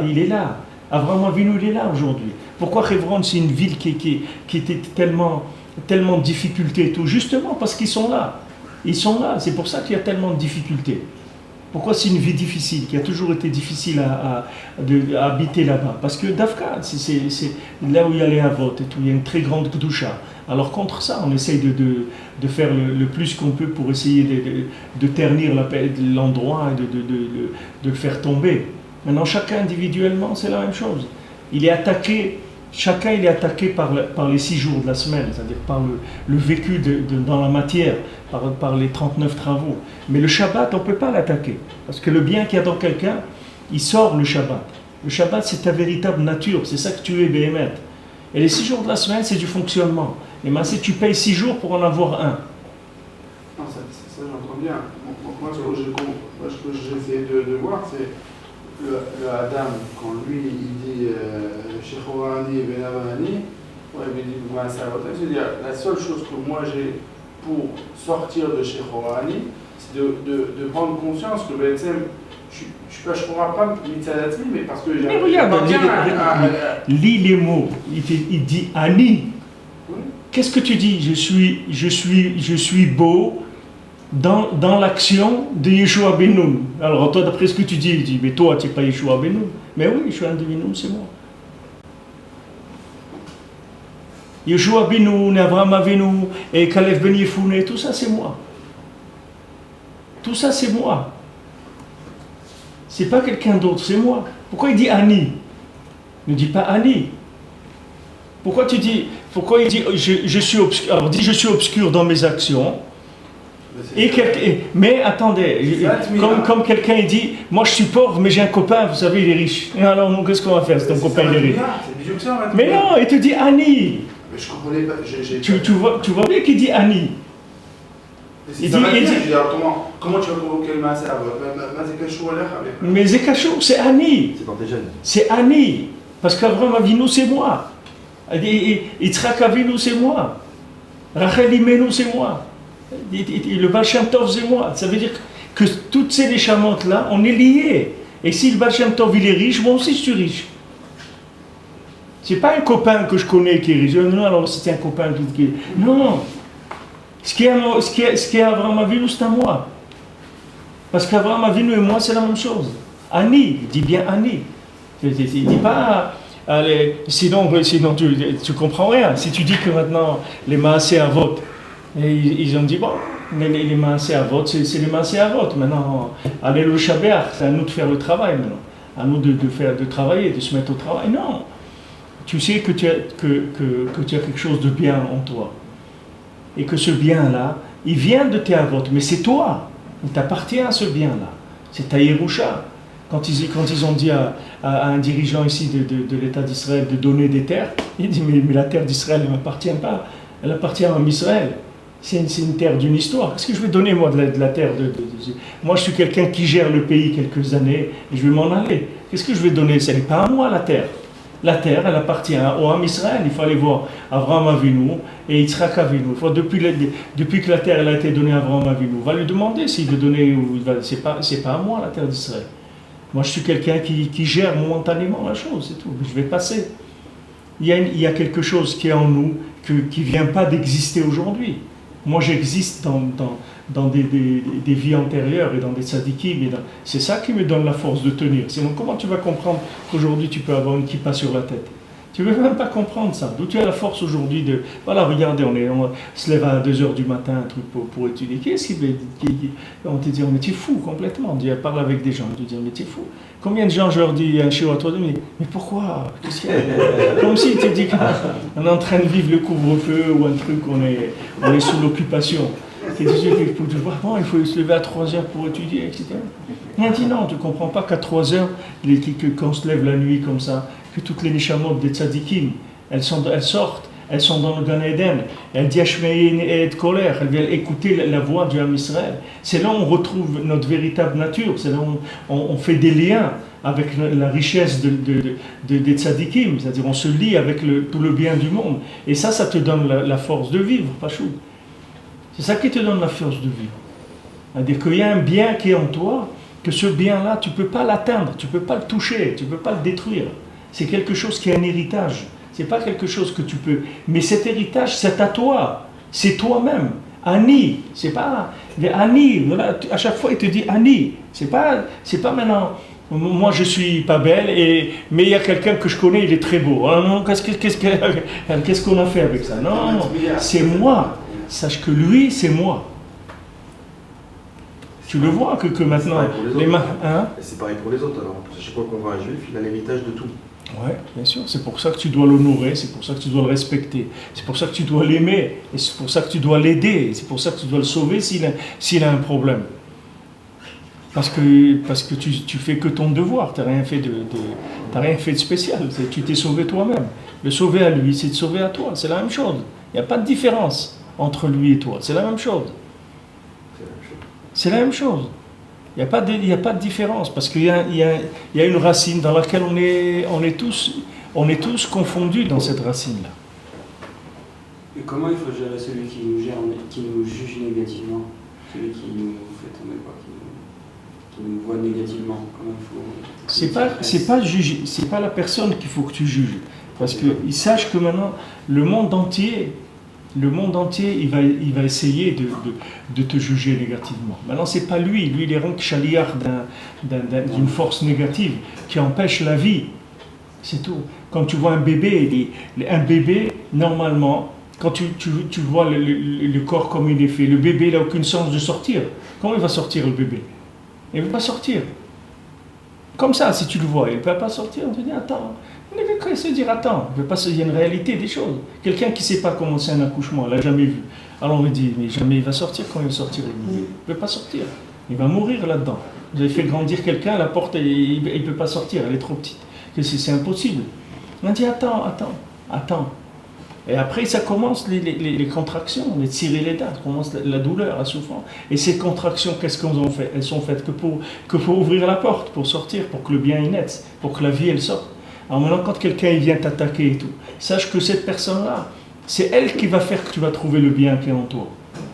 Mais si tu lâches pas, si tu es persuadé qu'il y a le bien, si tu es persuadé qu'il va y avoir la vie, maintenant un accouchement et tout le monde sait comment ça se passe. Alors ça va, les gens ne sont pas trop angoissés. Mais imagine-toi que quelqu'un il l'a jamais vu. Il va devenir fou, il est sûr que ça y est, que c'est la mort, que ça va entraîner la mort, ça c'est sûr. Il le voit comme ça. Ben, c'est pareil, si maintenant tu n'es pas conscient du bien qui est en toi, quand quelqu'un il va te dire quelque chose de négatif, tu vas le prendre à cœur, tu vas croire que ce qu'il te dit c'est vrai. Mais sache que ce qu'il te dit c'est pour t'obliger à prendre conscience que tu es bien. Quand quelqu'un te dit ouais, t'as fait ça pas bien et tout, toi tout de suite il faut que tu dises c'est vrai, je suis pas assez conscient du bien que j'ai en moi. Je suis pas assez conscient de ça. Alors maintenant on m'attaque, ça veut dire qu'on m'aide à pousser, comme Rabbi nous dit que quand la machloket, c'est ça qui fait grandir la personne. C'est-à-dire quand il y a tellement de gens qui t'attaquent, si tu résistes, alors c'est eux, ça va devenir l'eau qui t'a fait grandir. Et si tu lâches, alors eux ils auront la responsabilité d'avoir détruit quelqu'un, d'avoir détruit la vie de quelqu'un. Comme elle nous avait dit, je ne sais pas qu'est-ce qu'il nous a raconté une fois ici au Chiouk, une dame, une jeune, elle est en Algérie, ou je ne sais pas, elle se marie avec un non-juif et dit pourquoi? Parce qu'elle a dit tous les gens me disaient que j'étais moche et tout. Alors j'ai trouvé quelqu'un qui voulait de moi. Je me suis marié, c'est tout. Non, il n'était pas juif et tout. Mais voilà, j'ai au moins trouvé quelqu'un qui voulait de moi. Tous les gens me disaient que j'étais moche, que jamais j'allais pouvoir me marier, etc. J'ai trouvé quelqu'un qui a voulu de moi. Alors je suis marié avec lui. Et à quoi ça sert? Qu'est-ce qu'ils ont gagné ces gens-là à dire à quelqu'un qu'il est moche ou qu'il ne va pas réussir? À quoi ça sert de dire ça? À quoi ça sert de dire à quelqu'un tu n'es pas capable, tu n'es pas truc, tu n'es pas... À quoi ça sert? Qu'est-ce qu'on amène avec ça? Alors nous, on doit savoir que toute la machloquette qu'il y a contre nous, elle est pour nous empêcher d'exister. Même les 6 jours de la semaine, ils viennent contre le bien qui est en nous. Alors le Shabbat, on récupère les éléments et on ramène tout le bien qu'il y avait dans la semaine, même si maintenant apparemment on a fait des bêtises et tout, mais le bien qu'on a fait, on le ramène dans le Shabbat. Et si tu n'as pas le Shabbat, où tu viens te ressourcer et tout, c'est très difficile de te battre contre l'humanité. C'est très très difficile. Regarde les Rosh Monaïm, ils se trouvent dans une situation où les Grecs, avec toute l'armée, et tout ce que ça représente, et toute leur cruauté, tout leur pouvoir, etc. Et tu vois un petit groupe de gens qui viennent, qui se battent contre eux, qui ramènent des choses et qui font des choses merveilleuses, qui amènent des Yeshuot pour l'homme Israël, des signes de Hanouka et tout, des choses qu'on est en train d'en profiter jusqu'à aujourd'hui. C'est ce qu'ils ont fait les Hashmonaïm. Et c'était un petit groupe, c'était pas nombreux, mais ils avaient la Emouna en eux-mêmes. Il y a la Emouna en eux-mêmes. Avant de commencer à être Ma'amin dans Hachem, Rabbi nous dit il faut que tu sois Ma'amin, que tu es bien. Parce que si tu n'es pas Ma'amin, que tu es bien, à quoi ça sert que tu vas être Ma'amin dans Hachem? À quoi ça sert? Ok, tu es Ma'amin dans Hachem, mais qu'est-ce qui va te faire Hachem? Rien du tout, puisque tu n'es pas bien dans ta tête. Alors comment tu veux que progresser? Tu ne peux pas. D'abord, il faut que tu sois conscient que tu es bien. Une fois que tu es conscient que tu es bien, tu vas être Ma'amin dans le shoresh du bien, dans la racine du bien. Et à ce moment-là, tu vas développer le bien. Mais il faut que d'abord tu saches que tu es bien, tu es quelqu'un de bien, et que tu es capable d'arriver à tout. Tout, rien n'est fermé. Sache que tout ce qui est fermé, c'est rien que dans ta tête, c'est tout. Et toute la société, et les parents, et l'école, et tout, ils sont faits que pour t'enfermer le cerveau, c'est tout. Pour te limiter la tête, c'est tout. Pour que tu fonctionnes dans le monde. C'est ça ce qu'on veut. On veut des fonctionnaires. On veut des gens qui fonctionnent. C'est tout ce qu'on veut. On veut pas imagine-toi si chaque personne, c'est un artiste. Chaque personne de la terre, qu'il y a dans la terre. Il dit non, moi il me faut une assiette spéciale. C'est moi qui vais la faire, l'assiette dans laquelle je mange. Je ne peux pas manger dans une assiette qui est des trucs. Mais alors le monde, comment il va fonctionner? Les gens, ils ne peuvent pas. Alors tu vois bien, fonctionnaire. C'est de faire des robots. Alors comment on fait? On leur bride le cerveau, c'est tout. On leur bride le cerveau. Regarde combien il y en a des gens, combien il y a des gens, des Breslevers, des gens, ils ont fait tchouva, ils sont devenus Breslev, et ils ont des cohortes en eux, ils ont des capacités extraordinaires. Ils ne peuvent pas les sortir. Ils sont complètement amorphes, ils n'arrivent pas à faire sortir le bien qui est en eux, parce qu'ils ont tellement été massacrés par le système, qu'ils n'ont pas du tout la force, et ils le voient, ils entrevoient qu'en eux il y a des choses extraordinaires, ils n'arrivent pas à les faire sortir, ils n'arrivent pas à les faire naître. Et tout le but du tzaddik, c'est ça, c'est de permettre de faire naître ce bien, que ce bien-là il naisse. C'est pour ça que Rabbi Nachman s'est engagé de faire tchouva à tout le monde, parce qu'il sait qu'avec sa méthode il pourra faire sortir le bien qu'il y a dans chacun. Mais est-ce qu'il faut s'éloigner de ceux qui font sortir le mal? Bien sûr, il faut s'éloigner. C'est Bgihara, c'est maintenant quand tu es tombé dessus, mais oui, tu es tombé dessus, mais il faut te sauver. C'est sûr qu'il ne faut pas fréquenter ces gens-là. On est fragile, on doit fréquenter des gens qui nous disent que maintenant, quand malheureusement quelqu'un il est marié avec quelqu'un qui le démonte tout le temps et tout, il a besoin beaucoup de doute, il a beaucoup besoin de se retirer, d'aller prier Hachem et tout pour pas craquer, pour pas tomber parce que quand tu es marié, c'est pas comme si quelqu'un, tu es là, tu as fondé un foyer et tout, qu'est-ce que tu vas faire? Et des fois, il y a des gens, ils sont malades, ils n'arrêtent pas toute la journée de faire des reproches et de voir toujours des défauts dans tout ce que tu fais, dans tout ce que tu c'est difficile. Tu es obligé de faire Shabbat tous les jours de ta semaine, sinon tu ne peux pas vivre. Tu es obligé de te retirer, d'aller et de prier, de pleurer devant Hachem et dire non, il y a du bien en moi, je suis sûr que je suis bien. Et si tu m'as créé, c'est que je suis bien.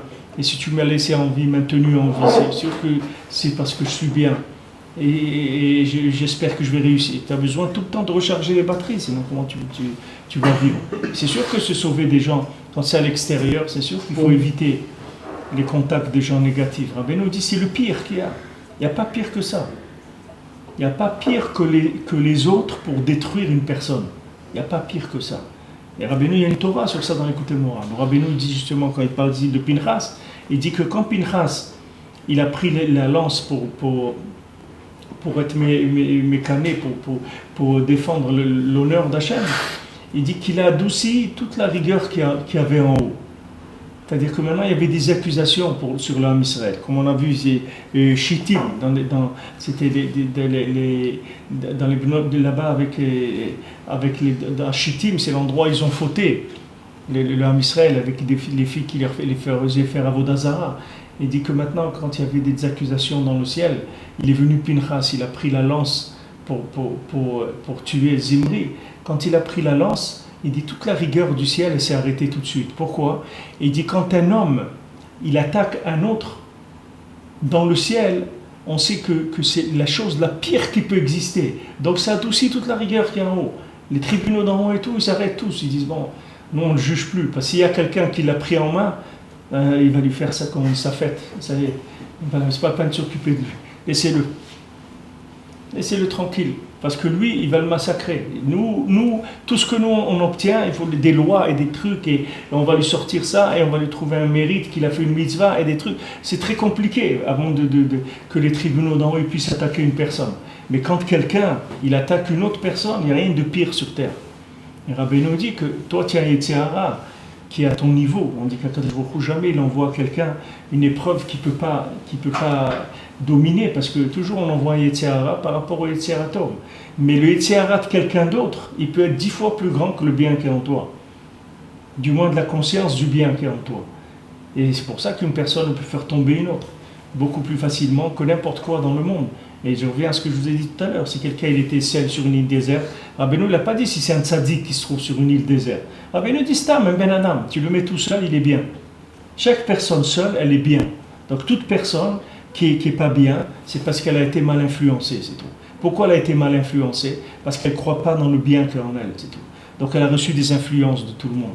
Si elle était sûre du bien qu'il y a en elle, elle serait influencée par uniquement les tzadikim, c'est tout. Elle dit voilà, moi je suis d'accord d'écouter des gens qui vont me dire que je suis bien.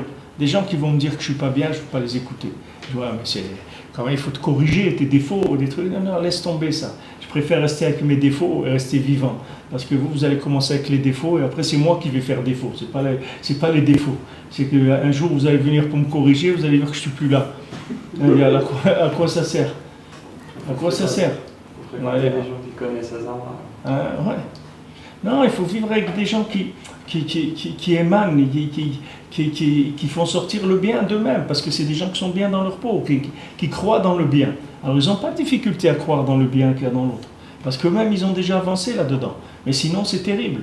Rabbeinu dit, il n'y a rien de pire que l'autre pour l'individu, un autre individu qui l'attaque, qui se met à voir le... C'est pour ça que je vous ai dit, les parents, c'est la chose la plus terrible pour un enfant. S'il a des Hachem Ishmor, il a des parents qui sont pas bien, des parents qui connaissent pas le bien, qui n'ont pas pris conscience de ça.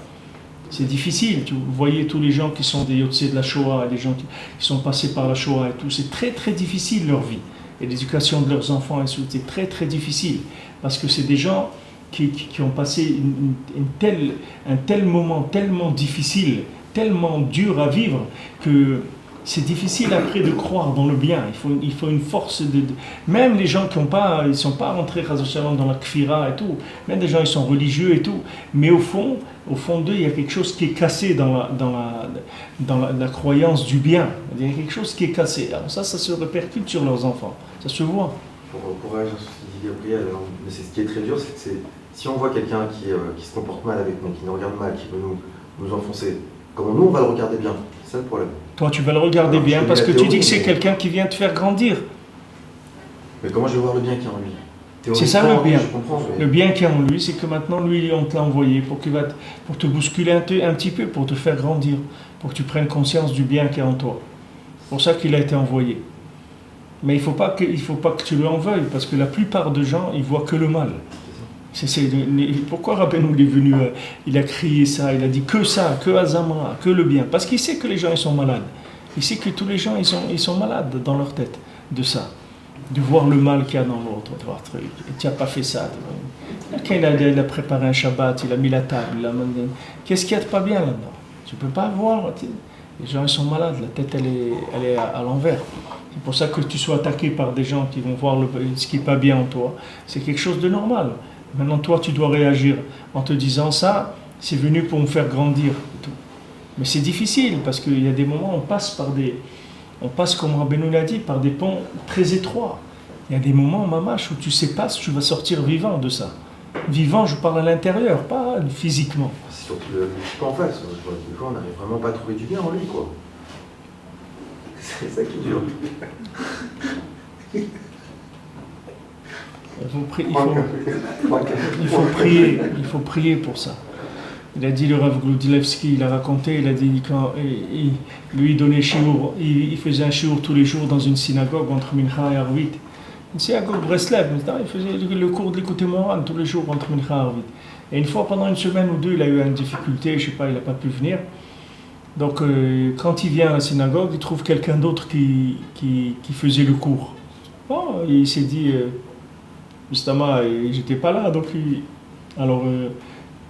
a l'habitude de faire, donc il a fait aujourd'hui. Maintenant qu'il m'a vu, ça y est, demain on va reprendre. Alors il vient le lendemain, le gars il fait comme s'il savait pas Bichlal, comme s'il n'existait pas. Alors il s'est assis au chiour en face de lui et tout. Mais il dit à l'intérieur, il était à l'envers, mais il bouillonnait complètement à l'intérieur. Il ne pouvait pas, c'était terrible. Et il faisait prier Hachem, il dit regarde, Hachem, aide-moi, je ne veux pas d'ennemis d'autres comme ça. Qu'est-ce qu'il y a? Moi, je fais le shiur, lui, il fait le shiur. Qu'est-ce que ça change? Moi, j'aime un shiur de Rabbeinu et tout, c'est tout. Qu'est-ce que j'ai Et peut-être qu'il a des choses très intéressantes à m'apprendre. Je vais apprendre maintenant. Moi, je donne et tout. Maintenant, je vais écouter. Et comme ça, il allait faire les bruits doute et prier comme ça 1 jour, 2 jours, 3 jours. Jusqu'à qu'après, il est venu au shiur, il a commencé à écouter.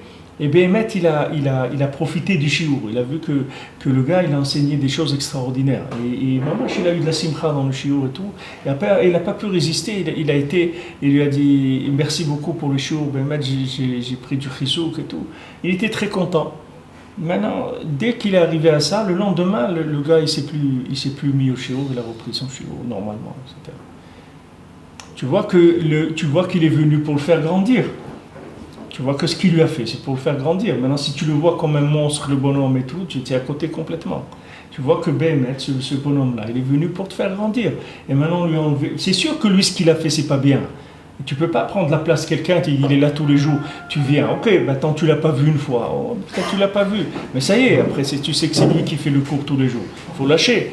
Non, tu vois que ça continue. Alors maintenant, toi, si tu le prends négativement, alors tu vas te sauver. Tu vas te sauver, tu dis, bon, ok, ils n'ont plus besoin de moi ici, tout, je m'en vais, je vais aller ailleurs et tout. Et regarde tout ce que la personne, elle peut perdre. C'est des aiguillages que la personne, elle perd.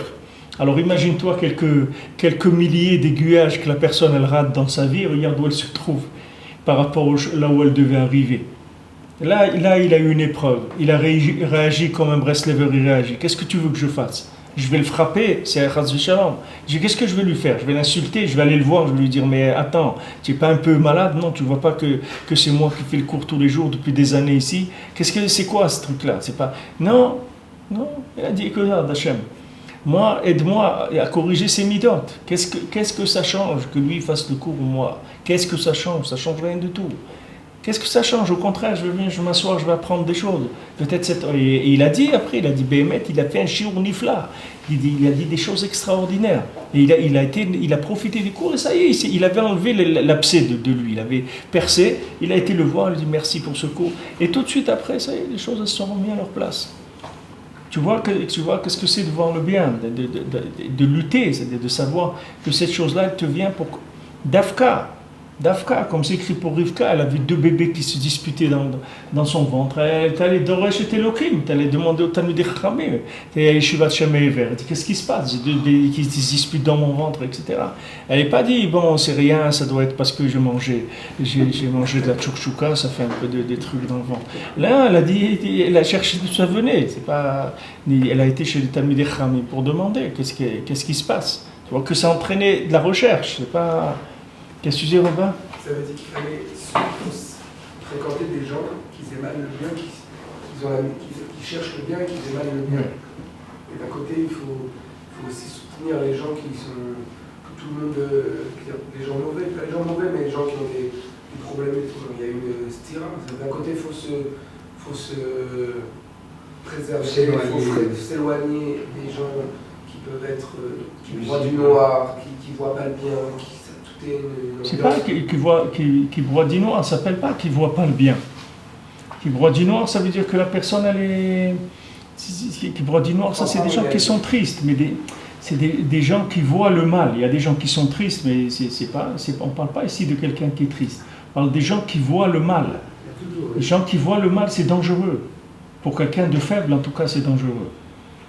Et pour ça, souvent les balais de chouva et tout, on leur conseille un petit peu de s'éloigner de leur milieu familial et tout. Parce que ce n'est pas un milieu qui est tellement propice au développement du bien. Bien que c'est désagréable pour les parents, pour les enfants et tout, parce que c'est dommage, on a une famille, etc. Mais il faut c'est-à-dire que si tu prends la réalité des choses, si tu vois Béhémet, où est-ce qu'ils t'ont emmené? C'est-à-dire, qu'est-ce qu'ils t'ont appris, Béhémet, de ce monde? Si tu avais suivi leur lignée, leur façon de voir les choses, où tu serais aujourd'hui? Tu vois qu'à un moment, tu as pris une autre voie pour te construire. Donc c'est difficile après, de retourner dans un milieu où on a l'habitude de te voir comme ça. Même le Rav, le Rama dans le Shulchan Aruch, tu as le Rama quand il est devenu Rav, alors on lui a proposé d'être le Rav de sa ville. Et il n'a pas accepté, il a été Rav dans une autre ville, parce qu'il a dit, je Je ne peux pas être rave dans une ville. Il était rave très jeune, il a peut-être 18 ans. Il dit, je ne peux pas être rave dans une ville avec des gens, j'ai joué au billes avec eux quand j'étais un enfant. Même maintenant, il va rentrer chez moi, me demander une sheila et trucs et tout. Mais ici, qu'on a joué au billes ensemble quand on était petit, cette vision qu'il a, cette image qu'il a de moi-même, c'est quelque chose qui ne peut pas me permettre de faire ce que j'ai à faire. Donc il est allé dans une autre ville. Où les gens, c'est pas que les gens ne savaient pas qu'il a joué au billes, mais ils n'ont pas joué au billes avec lui, ils ne l'ont pas vu dans cette situation-là. Donc ça change tout. Alors souvent, des fois, on a des attaches familiales, les trucs, c'est difficile de gérer parce qu'on dit quand même, c'est mes parents, il faut que, justement, parce que j'ai fait tchouva, justement parce que j'ai fondé un foyer, justement qu'il y a tout ce bien et tout, il faut leur donner à eux aussi un petit peu, il faut qu'ils profitent, etc. Mais les maasés, des fois, le plus grand profit qu'il y a, c'est justement de prendre des distances avec ça. Pourquoi ? Pour faire développer le bien qui est en toi, parce que tu vois bien que tu as développé ce bien-là dans un autre contexte complètement.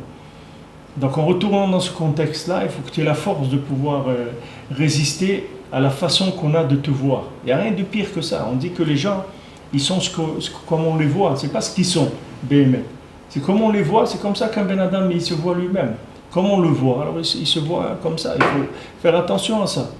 Souvent c'est un problème, mais en tout cas, d'après ce qu'on a reçu des rabbanim, ils ont conseillé souvent de prendre des distances avec la famille à cause de ça. Pas parce qu'ils sont méchants ou autre, mais leur façon de nous voir, c'est-à-dire leur projection, et la projection qu'ils ont de l'image de nous-mêmes, c'est pas ce qu'on est aujourd'hui. Et c'est pas dans ce sens-là qu'on va. Donc ça peut pas nous faire du bien.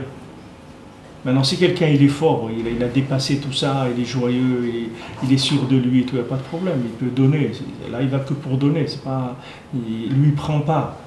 Mais quand est-ce que quelqu'un il peut dire ça de lui ? Il faut que chacun ait pris beaucoup pour savoir où il en est là-dedans. Alors on continue. He, v'chen hadar haderech hakodesh shegila lapasuk ve'aye haseh leola. Et aussi le derech hakodesh que Rabbeinu l'a révélé sur le pasuk. Aye haseh leola. Où il est le C. Maintenant il cherchait Yitzhak Avinu, il disait oui, mais où est le mouton pour faire le korban et tout? Je ne vois pas qu'il y a un mouton du korban. Je ne vois pas. Alors Abraham Avinu lui a dit Hachem il va nous envoyer, tu ne fais pas de soucis. Aïn Sham etev v'siv libecha etev le'avin advarim. Il dit regarde là-bas et mets ton cœur bien pour essayer de comprendre ce qu'il dit là-bas. Bivrat le'avinam le maaseh, surtout le comprendre, les maaseh, c'est-à-dire quoi faire avec ça. De rentrer dans ton cœur ces conseils fins et profonds, amitiot, véritables, et kaimam bitmimut ou pshitut, de les faire de façon simple. Veikar ze yaderech limshar gam ken rak al yedek kedushat Shabbat Kodesh, ou kedushat tzaddik ha'emet. Et ce chemin-là aussi, il ne vient que par la kedusha du Shabbat et par la kedusha du tzaddik, shem prinat achat, qui sont une seule chose. כי עיקר העניין מבואר שם הוא שאפילו כשאדם נופל חס ושלום למקומות הרחוקים מאוד מאוד מהשם יתברך. Même quand quelqu'un tombe dans des endroits qui sont très très loin d'Hachem, שהם בחינת מקומות המטונפים, que des endroits dégoûtants, des endroits qui sont impurs, רחמנא ליצלן, qu'Hachem nous protège, אף על פי כן אין שום ייאוש בעולם כלל. Malgré ça, le désespoir il n'existe pas. כי גם במקומות האלו, אף על פי שהם רחוקים מאוד מכבודו יתברך, même dans ces endroits-là, qui sont des endroits très loin de l'honneur d'Hachem. Le prinat ou kvodi l'acher lo etel, comme Hachem il a dit, mon honneur, je ne donnerai pas à un autre. C'est-à-dire là où il y a acher, là où il y a de la vodazara, c'est sûr que je ne suis pas là-bas. C'est-à-dire Hachem il est très caché là-bas. Comme je katuv sham, afal piken, im yechapes vivakesh et kevodo mahmat shiroe godel rechuko mikvodo idbar. Si quelqu'un il cherche, be'emet, le kavod d'Hachem, parce qu'il se sent très loin d'Hachem, v'tztaer, et il va souffrir de ça. Il va languir, il va chercher, il va demander Aïe Mekom Kevodo, où il est l'endroit de l'honneur d'Hachem, où il est Hachem. Ça va faire que sa yerida va se transformer en aliyah gdola, que tout ce qu'il est tombé, ça va se retourner au contraire, une réussite totale. Tout ce qu'il croyait que c'était un échec, ça va se retourner en réussite totale. Qui allait les prinat aïe b'kedusha, il va remonter dans le principe Aïe dans la Gdusha, dire où es-tu dans la Gdusha, Shuprinat Gavoa Meod Meod, que le Aïe dans la Gdusha, il est très très élevé, parce qu'il y a Aïe dans quelqu'un qui se trouve dans la poubelle et il ne trouve pas Hachem, mais il y a Aïe quand quelqu'un il est tellement monté qu'il ne peut plus voir Hachem, parce que c'est tellement haut qu'il n'arrive plus à voir, parce que la notion d'Hachem là où elle est tellement élevée qu'il n'arrive pas à la capter. Alors maintenant, ces deux endroits-là, ils sont liés. C'est rien qu'une attitude, c'est tout. C'est rien que l'attitude. Parce que les maasé, pourquoi ça vient ça? Comme on a dit tout à l'heure, ça vient de quoi le haïe? C'est pour que tu trouves le tov. C'est pour ça qu'on te met dans une situation où tu vois rien. Il y a des gens, tu viens, tu leur dis, ouais, Ouman, la Torah, elle dit, moi je suis très bien mon ami. Moi j'ai pas de problème, pourquoi tu veux que j'aille à Ouman? Pourquoi tu veux que je fasse la Torah? Pourquoi tu veux que je fasse Shabbat? Moi je vais très bien, moi Shabbat j'ai mon ski nautique, mes trucs, moi tout est réglé, ça baigne, j'ai pas de problème. J'ai un bon salaire, le Shabbat week-end on kiffe, on part, on rigole, tout. J'ai pas de problème. Pourquoi maintenant il n'a pas de problème? Parce qu'il se trouve à un endroit où il cherche pas, c'est-à-dire il cherche pas le bien. Il n'y a pas une recherche du bien. Mais quand tu vas te mettre à chercher le bien, tu vas voir que c'est très difficile à trouver. Quand tu vas te réveiller, tu vas dire attends, je ne suis pas venu dans ce monde pour ça, je vais commencer à chercher le bien. Alors c'est très difficile à trouver. Alors on te dit tu vas chercher aïe, tu vas commencer à crier où es-tu Hachem? Où es-tu dans ma vie? Où es-tu? Je ne te vois pas.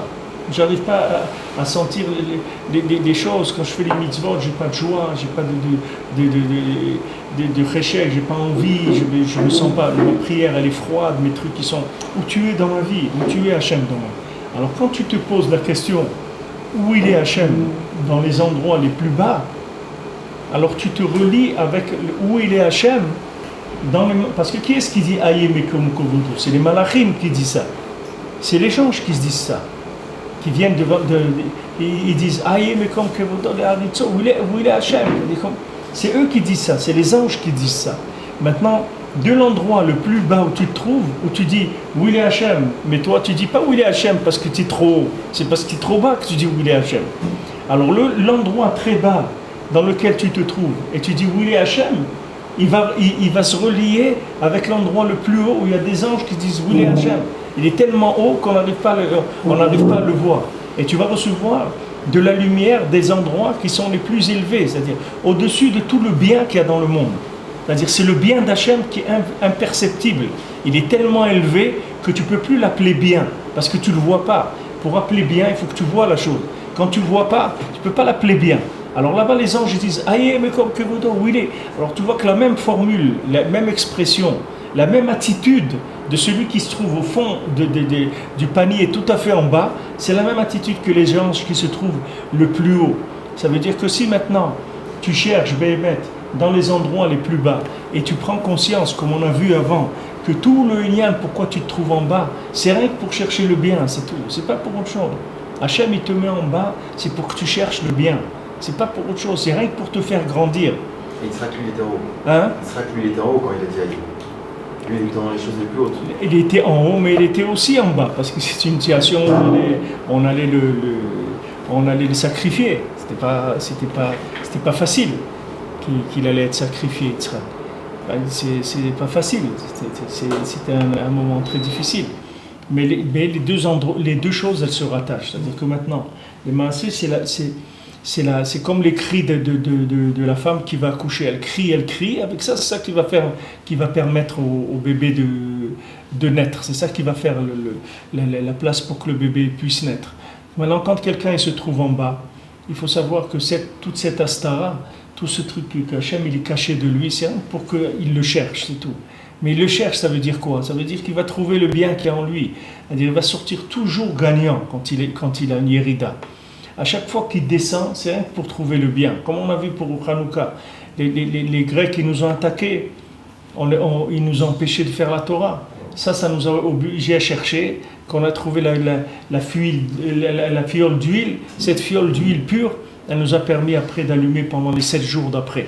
Pendant le premier jour avec celle-là, et 7 jours après, ça a brûlé, il y a un S. Ça veut dire qu'on est arrivé à refaire descendre Hachem, ou à faire descendre Hachem dans des niveaux, comme on voit en dessous de Asarat Fahim, où on allume la Chanoukia en dessous de 80 cm, où là où jamais la Shrina elle était descendue.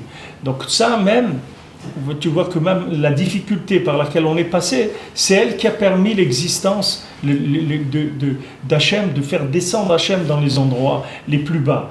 C'est que tu dois savoir que quand tu as une irida, quand tu as des difficultés, quand tu n'arrives pas dans quelque chose, c'est la fin de cette chose-là, c'est que tu vas permettre à Hachem de se révéler dans les endroits les plus bas. C'est pour ça que dans ce qu'il a dit, que je suis pas belle dans le Hegel, mais je suis belle dans le Mishkan. Ça veut dire quoi?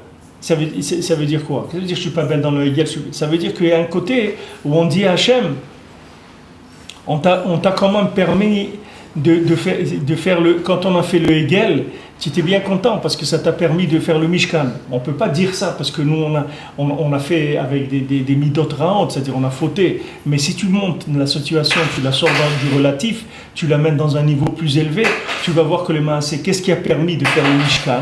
C'est le Chet HaHegel. C'était immédiatement après. Oui, s'il n'y avait pas le Chet HaHegel, il n'y aurait jamais eu de Mishkan.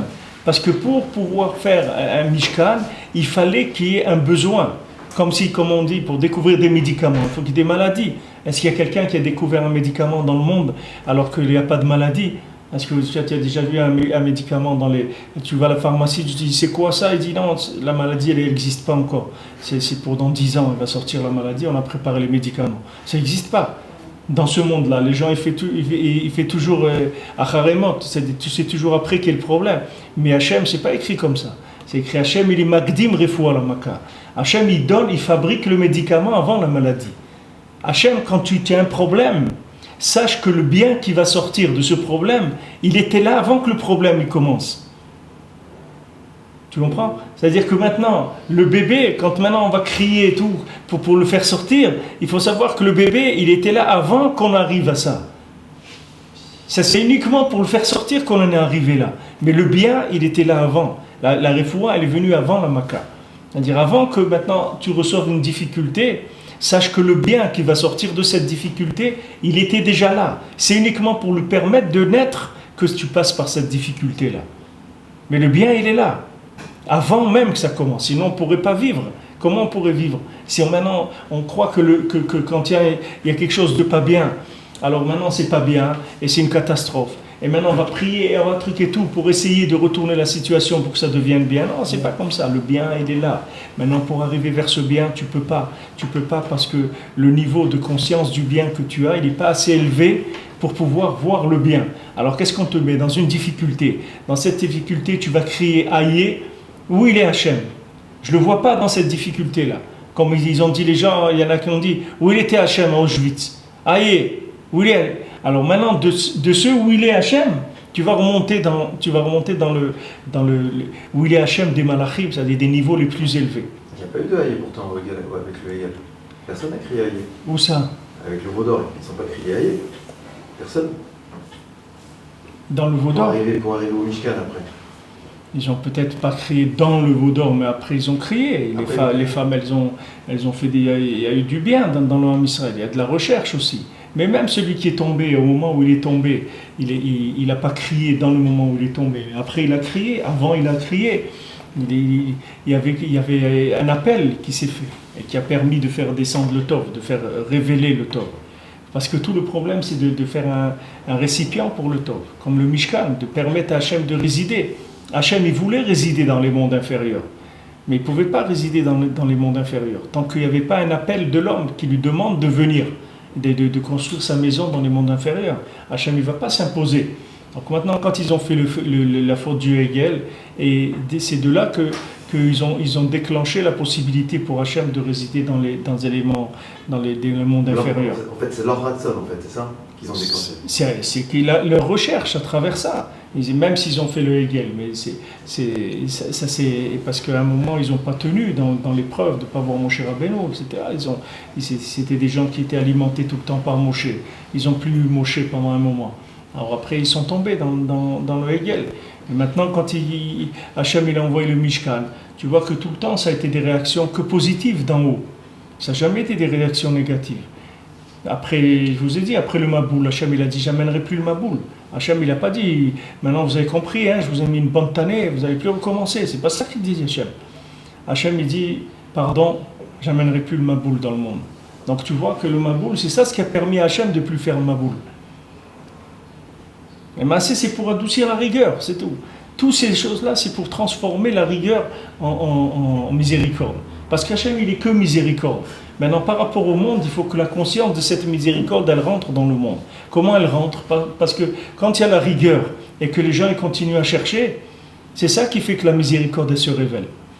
Que je ne me laisse pas avoir par la situation en disant, bon, ça y est, c'est pour ça que tu dis, tu n'as pas le droit de te décourager. C'est assourd de te mitiaèche. Tu n'as pas le droit de te décourager. Pourquoi tu te décourages? Parce que voilà, je n'ai pas de parnassa, je n'ai pas ci, je n'ai pas ça, je suis malade, je n'ai pas... Voilà, regarde, Hachem Ishmor, un jeune comme ça, un ami de mon frère, de mon fils, un ami de mon fils, il a le même âge que lui, ils sont nés le même jour, ils étaient à la yeshiva ensemble et tout. Ah, le pauvre, il a un enfant qui est né comme ça, trisomique, et il a eu, à quel âge il a? 23 ans, opération à cœur ouvert, il doit aller à l'hôpital toutes les semaines, des trucs incroyables. Un jeune de 23 ans, voilà, il s'est marié pour des trucs comme ça. Comment quelqu'un il peut vivre des choses comme ça? Rien que les entendre, la personne commence à trembler. Comment un jeune il vit des difficultés terribles, pas de parnassa, pas de quoi manger, pas une vie catastrophe. Donc, mais ces gens-là, s'ils n'avaient pas de l'aïmouna dans le tov, mais ils ne peuvent pas vivre des choses comme ça. C'est invivable. Mais il est conscient que quoi? Que tout ça, c'est pour être molid le tov. Tout ça, ça va sortir un tov niflaméon. Maintenant, il passe par là. Et de là, après, il va naître quelque chose d'extraordinaire. Parce que là-bas, il va chercher Aïe. Où il est Hachem, là-dedans? Est-ce que c'est une nécessité ou bien on peut dévoiler le Aïe à la Tzadakhi? Comment le Aïe? Non, tu peux pas dévoiler Aïe dans le Chiyuvi. Parce que le Chiyuvi, tu vois le tov. Quand tu le vois, tu peux dire où il est, tu le vois. Oui, c'est un peu difficile parce que ça fait que nous, on veut on doit faire descendre la Kadesh Baruch Hu, mais c'est dans notre descente. Alors, la descente de Korah, elle est Tova. La Trila, elle est Tova. C'est pas bien. Pourquoi? Comment moi je peux souhaiter le Mishkan, mais attends, je vais le faire peut-être Avodazara. Je vais te faire je veux que tu résides au plus bas avec moi. Et moi, je vais tomber pour aller te chercher là-bas. C'est sûr qu'il y avait une méthode pour qu'il y ait le Mishkan sans avoir besoin de tomber. Mais malheureusement, il n'y avait pas la Emouna dans le Tov. Voilà, le Maboul, Noach, il n'a pas cru qu'il y avait du bien dans les gens. Quand Hachem lui a dit, je vais faire, voilà, tu vas construire la Teva, tu vas construire l'arche, parce que je vais détruire le monde, etc. Et Noach, il n'a pas eu une réaction de dire à Hachem, mais non, il y a du bien chez eux et tout, sois un peu patient. Il aurait dit ça, il n'y aurait jamais eu le Maboul. Ce qui est venu avec le Maboul, ça serait venu sans le Maboul. Il n'y aurait pas eu besoin de déluge, puisqu'il y avait une personne qui a cru dans le bien. Donc ça y est, le problème, il aurait été résolu. Mais le problème, c'est que la personne ne voit pas le bien. La personne ne voit pas le bien. Comme on dit à quelqu'un, tu lui donnes quelque chose, tu lui dis, tu n'es pas content, il dit non, il dit, alors on va te l'enlever, on va voir.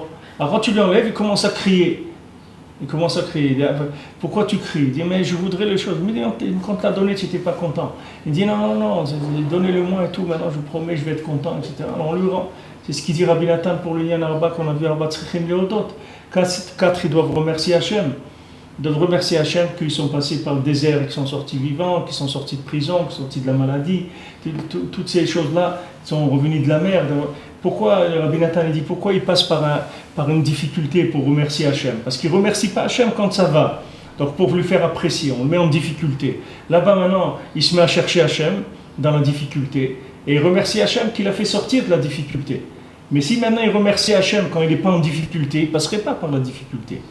C'est sûr que si Noach il avait prié pour le bien de l'humanité, parce qu'il était conscient qu'il y avait un bien dans l'humanité, il n'y aurait pas eu le Maboul. C'est pour ça qu'Hachem il en a voulu à Noach.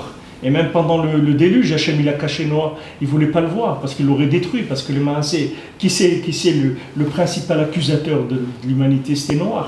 Puisqu'il n'a pas vu le bien qu'il y avait de... C'est le seul qui pouvait sauver le monde. Le seul qui pouvait le sauver, c'était Noach. Et lui, il a pris conscience de ça. C'est pour ça qu'il est tombé, lui aussi, après. Lui, il est tombé. Mais aussi, après tous les maassim qu'il y a eu et tout, il est tombé très bas, après. Pourquoi il est tombé? Parce qu'il n'a pas fait son travail de voir le bien qu'il y avait dans le monde. Il y avait un bien extraordinaire. Il n'a pas été capable d'y croire. Même pas d'ouvrir la bouche, de dire à Hachem, attends, ça a pris 120 ans cette histoire-là. C'est pas un truc qui s'est fait une semaine. Ça a pris 120 ans. Alors, pendant 120 ans, il peut imaginer que Hachem ne voulait pas ça. Hachem ne voulait pas ça. Ça aussi, ça vient d'un manque de haïe. Mais tu vois, parce que dans la situation elle-même, il devait faire haïe. Il dit, mais attends, Hachem, tu t'appelles Rachaman. Tu t'appelles Rachaman. Comme il a dit Caïn, il dit, mais attends, tu t'appelles que Rachum, on dit que tu es miséricordieux. Alors, d'accord que j'ai tué mon frère, et alors? Mais tu t'appelles miséricordieux. Il a retourné, et il a gagné. Puisque Hachem, il lui a donné que les animaux et tout, ils l'ont pas dévoré, sinon il serait fait tuer, Caïn. Mais il a réagi, il a dit non, mais tu es miséricordieux, Hachem. Je suis tombé, c'est vrai, ce que j'ai fait, c'est mal. Mais toi, tu es miséricordieux. S'il avait dit ça noir, ça y est, le monde il aurait été sauvé. Mais il n'a pas cru dans le bien. Alors, nous, c'est pareil, pourquoi on descend? Parce qu'on ne croit pas dans le bien. Si maintenant on croyait dans le bien, on s'occupait de développer le bien, si on y croyait vraiment, on était persuadé qu'on était bien, on ne ferait pas tomber pour crier, pour qu'on crie au secours. Pourquoi on nous fait tomber qu'on crie au secours, au secours? Mais pourquoi tu cries pas, tu cries pas au secours quand ça va bien? Il faut que ça aille mal pour que tu cries au secours. Quand ça va bien, cherche Hachem. Pourquoi tu le cherches quand ça va pas bien? Quand ça va bien, remets-toi en question. Remets-toi en question dans les 6 jours de la semaine. Pourquoi il faut que tu attendes Shabbat pour... Mets-toi, cherche le bien dans les 6 jours de la semaine. Il y a le bien dans les 6 jours de la semaine. Shabbat, il se trouve dans les 6 jours de la semaine. Cherche-le. Alors là, il n'y a pas besoin d'irida. Il n'y a pas besoin d'irida. Mais le problème, c'est que Rabbi Nathan dit que quand quelqu'un, ça va bien, alors il a tendance à matérialiser sa réussite. Il commence à profiter de sa réussite. Il se sent bien, j'ai réussi, il sent l'ego, qu'il est bien, etc. Alors quand c'est comme ça, on est obligé de le faire tomber pour qu'il progresse. Comment on va faire? On ne va pas progresser. Alors Hachem, il le fait tomber. Et après, là-bas, il commence à créer Aïe. Quand il crée Aïe, il remonte au niveau d'Hachem, des malachim. Et après, il retrouve le bien. Et c'est comme ça, c'est pour ça qu'il te dit qu'il n'y a pas d'Iyouch. Parce que sache que c'est technique. Ne le prends pas de façon sentimentale. Ça, c'est une technique. On est obligé de faire comme ça. On est obligé de faire passer par l'obscurité pour que tu puisses voir la lumière. On ne peut pas faire autrement. Si toi maintenant tu veux que ça soit autrement, alors toi-même tu dois te fabriquer l'obscurité. C'est-à-dire toi-même quand ça va bien, là-bas tu dois prendre du recul par rapport à ça et chercher à développer plus le bien. À ce moment-là tu n'auras pas besoin d'irrita parce que toi-même tu t'es fabriqué la motivation pour avancer. Mais sinon c'est une technique, c'est comme ça que ça marche, les jours et la nuit. La nuit elle vient pour que tu apprécies le jour il vient pour que tu apprécies la nuit, chaque chose il vient par rapport à l'autre. Si maintenant il n'y avait que le jour, que regarde les gens qui vivent dans des pays où il fait que le jour, que la nuit, c'est très très dur. C'est-à-dire dans la tête, c'est ça, c'est très dur à gérer. C'est des choses qui sont, ça peut rendre des gens malades. C'est pas, le circuit fonctionne comme ça. Donc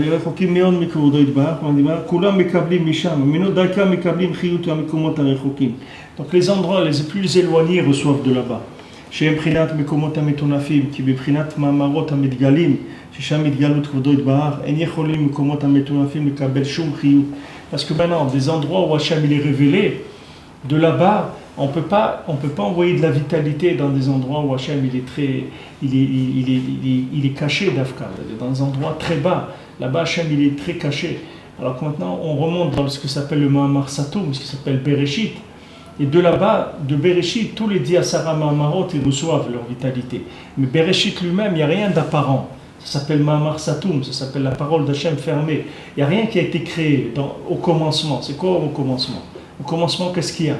Il n'y a rien, c'est le commencement. Mais qu'est-ce qu'il y a dans le commencement? Il n'y a rien. Comment il n'y a rien? Il y a tout. Il y a tout et il n'y a rien. Parce que c'est le commencement, mais il n'y a rien qui est sorti encore. Mais dès que ça sort, c'est fini. Dès que ça sort, c'est dans des mesures, dans des limites, etc. C'est ou comme ça ou non. C'est-à-dire tu ne peux plus dire, voilà, c'est là, il y a une évidence. Donc c'est où tu prends ou tu laisses. Mais dans Bereshit, il y a tout. Il y a tout ce qui a existé, tout ce qui n'a pas existé, tout ce qui va exister, tout est là-bas. Donc on est obligé de remonter à chaque fois là-bas pour aller reprendre la vitalité, pour se donner des forces quand on est en bas. C'est de là-bas on va tirer la vitalité. Ce Aïe, ça s'appelle Ma'amar Satoum. Ça vient de Bereshit. C'est de là-bas qu'il vient le Aïe. Aïe, ça veut dire Aïe, mais comme Kevodo. Maintenant, il y a Sarah Ma'amarot, comme Hachem Baraj Hachem Midbar, le Bala et l'Ichvodo. Tout ce qu'Hachem il a créé, c'est pour révéler son honneur. Mais dans Bereshit, il n'y a rien qui a été créé. Là-bas, son honneur, il est caché. Donc, tu peux profiter de cet endroit-là quand tu te trouves dans les endroits où Hachem, il est caché, apparemment. C'est-à-dire où tu es tombé, tu ne vois plus rien du tout. Tu remontes là-bas. De là-bas, tu peux tout prendre. Parce que là-bas, il y a tout. Et c'est même Otsar Matanat Chinam aussi. C'est de là-bas. Vaïtranan, Otsar Matanat Chinam, il est de là-bas. C'est-à-dire que maintenant, même si quelque chose d'après la loi, tu n'as pas le droit, même des lois d'en haut, même si Hachem il vient et te dit, même si Hachem lui-même il te dit, tu n'auras pas ça, sache qu'il y a une manière de faire, de l'obtenir. Même si Hachem lui-même il te dit, tu ne l'auras pas. Comme à Moshe Rabbeinu, Hachem lui a dit, tu ne rentres pas en Eretz Israël. Et il y avait un Otsar Matanat Chinam que de là-bas il pouvait rentrer en Eretz Israël. Qu'il fallait continuer à prier encore un peu, et il serait rentré en Eretz Israël. Parce que même si Hachem lui dit, arrête avec ça, il ne faut pas arrêter. Parce que même quand Hachem il dit, arrête, c'est uniquement par rapport aux Ma'amarim qui existent, par rapport aux lois, par rapport aux règles. Mais il y a un endroit où Hachem il est anti-règle là-bas. Il n'y a pas de règle du tout. Là-bas, tout est ouvert. Tout est ouvert pour tomber et tout est ouvert pour monter aussi. C'est-à-dire que ça alimente les endroits les plus éloignés. D'où les endroits les plus éloignés vont recevoir de la vitalité d'Hachem. Normalement, Hachem il doit brûler tout. Dès qu'il y a une Avodazara qui se fait, elle doit être détruite tout de suite. Qu'Avod Hachem il vient, il détruit la chose. Comment cette chose elle existe? Elle existe de là-bas aussi, de Bereshit. Autant les bandits ils profitent de l'obscurité, autant les tzadikim ils profitent de l'obscurité pour étudier la Torah et se brancher sur le monde supérieur parce que les gens ils sont en train de dormir. Et d'un autre côté, les bandits aussi profitent de l'obscurité pour aller voler. C'est-à-dire ça donne les deux possibilités. Et ça entretient les endroits les plus éloignés en vitalité divine. Sinon c'est très caché. Il faut chercher beaucoup là-bas. Alors ça, Bezrat Hachem, on continue la semaine prochaine.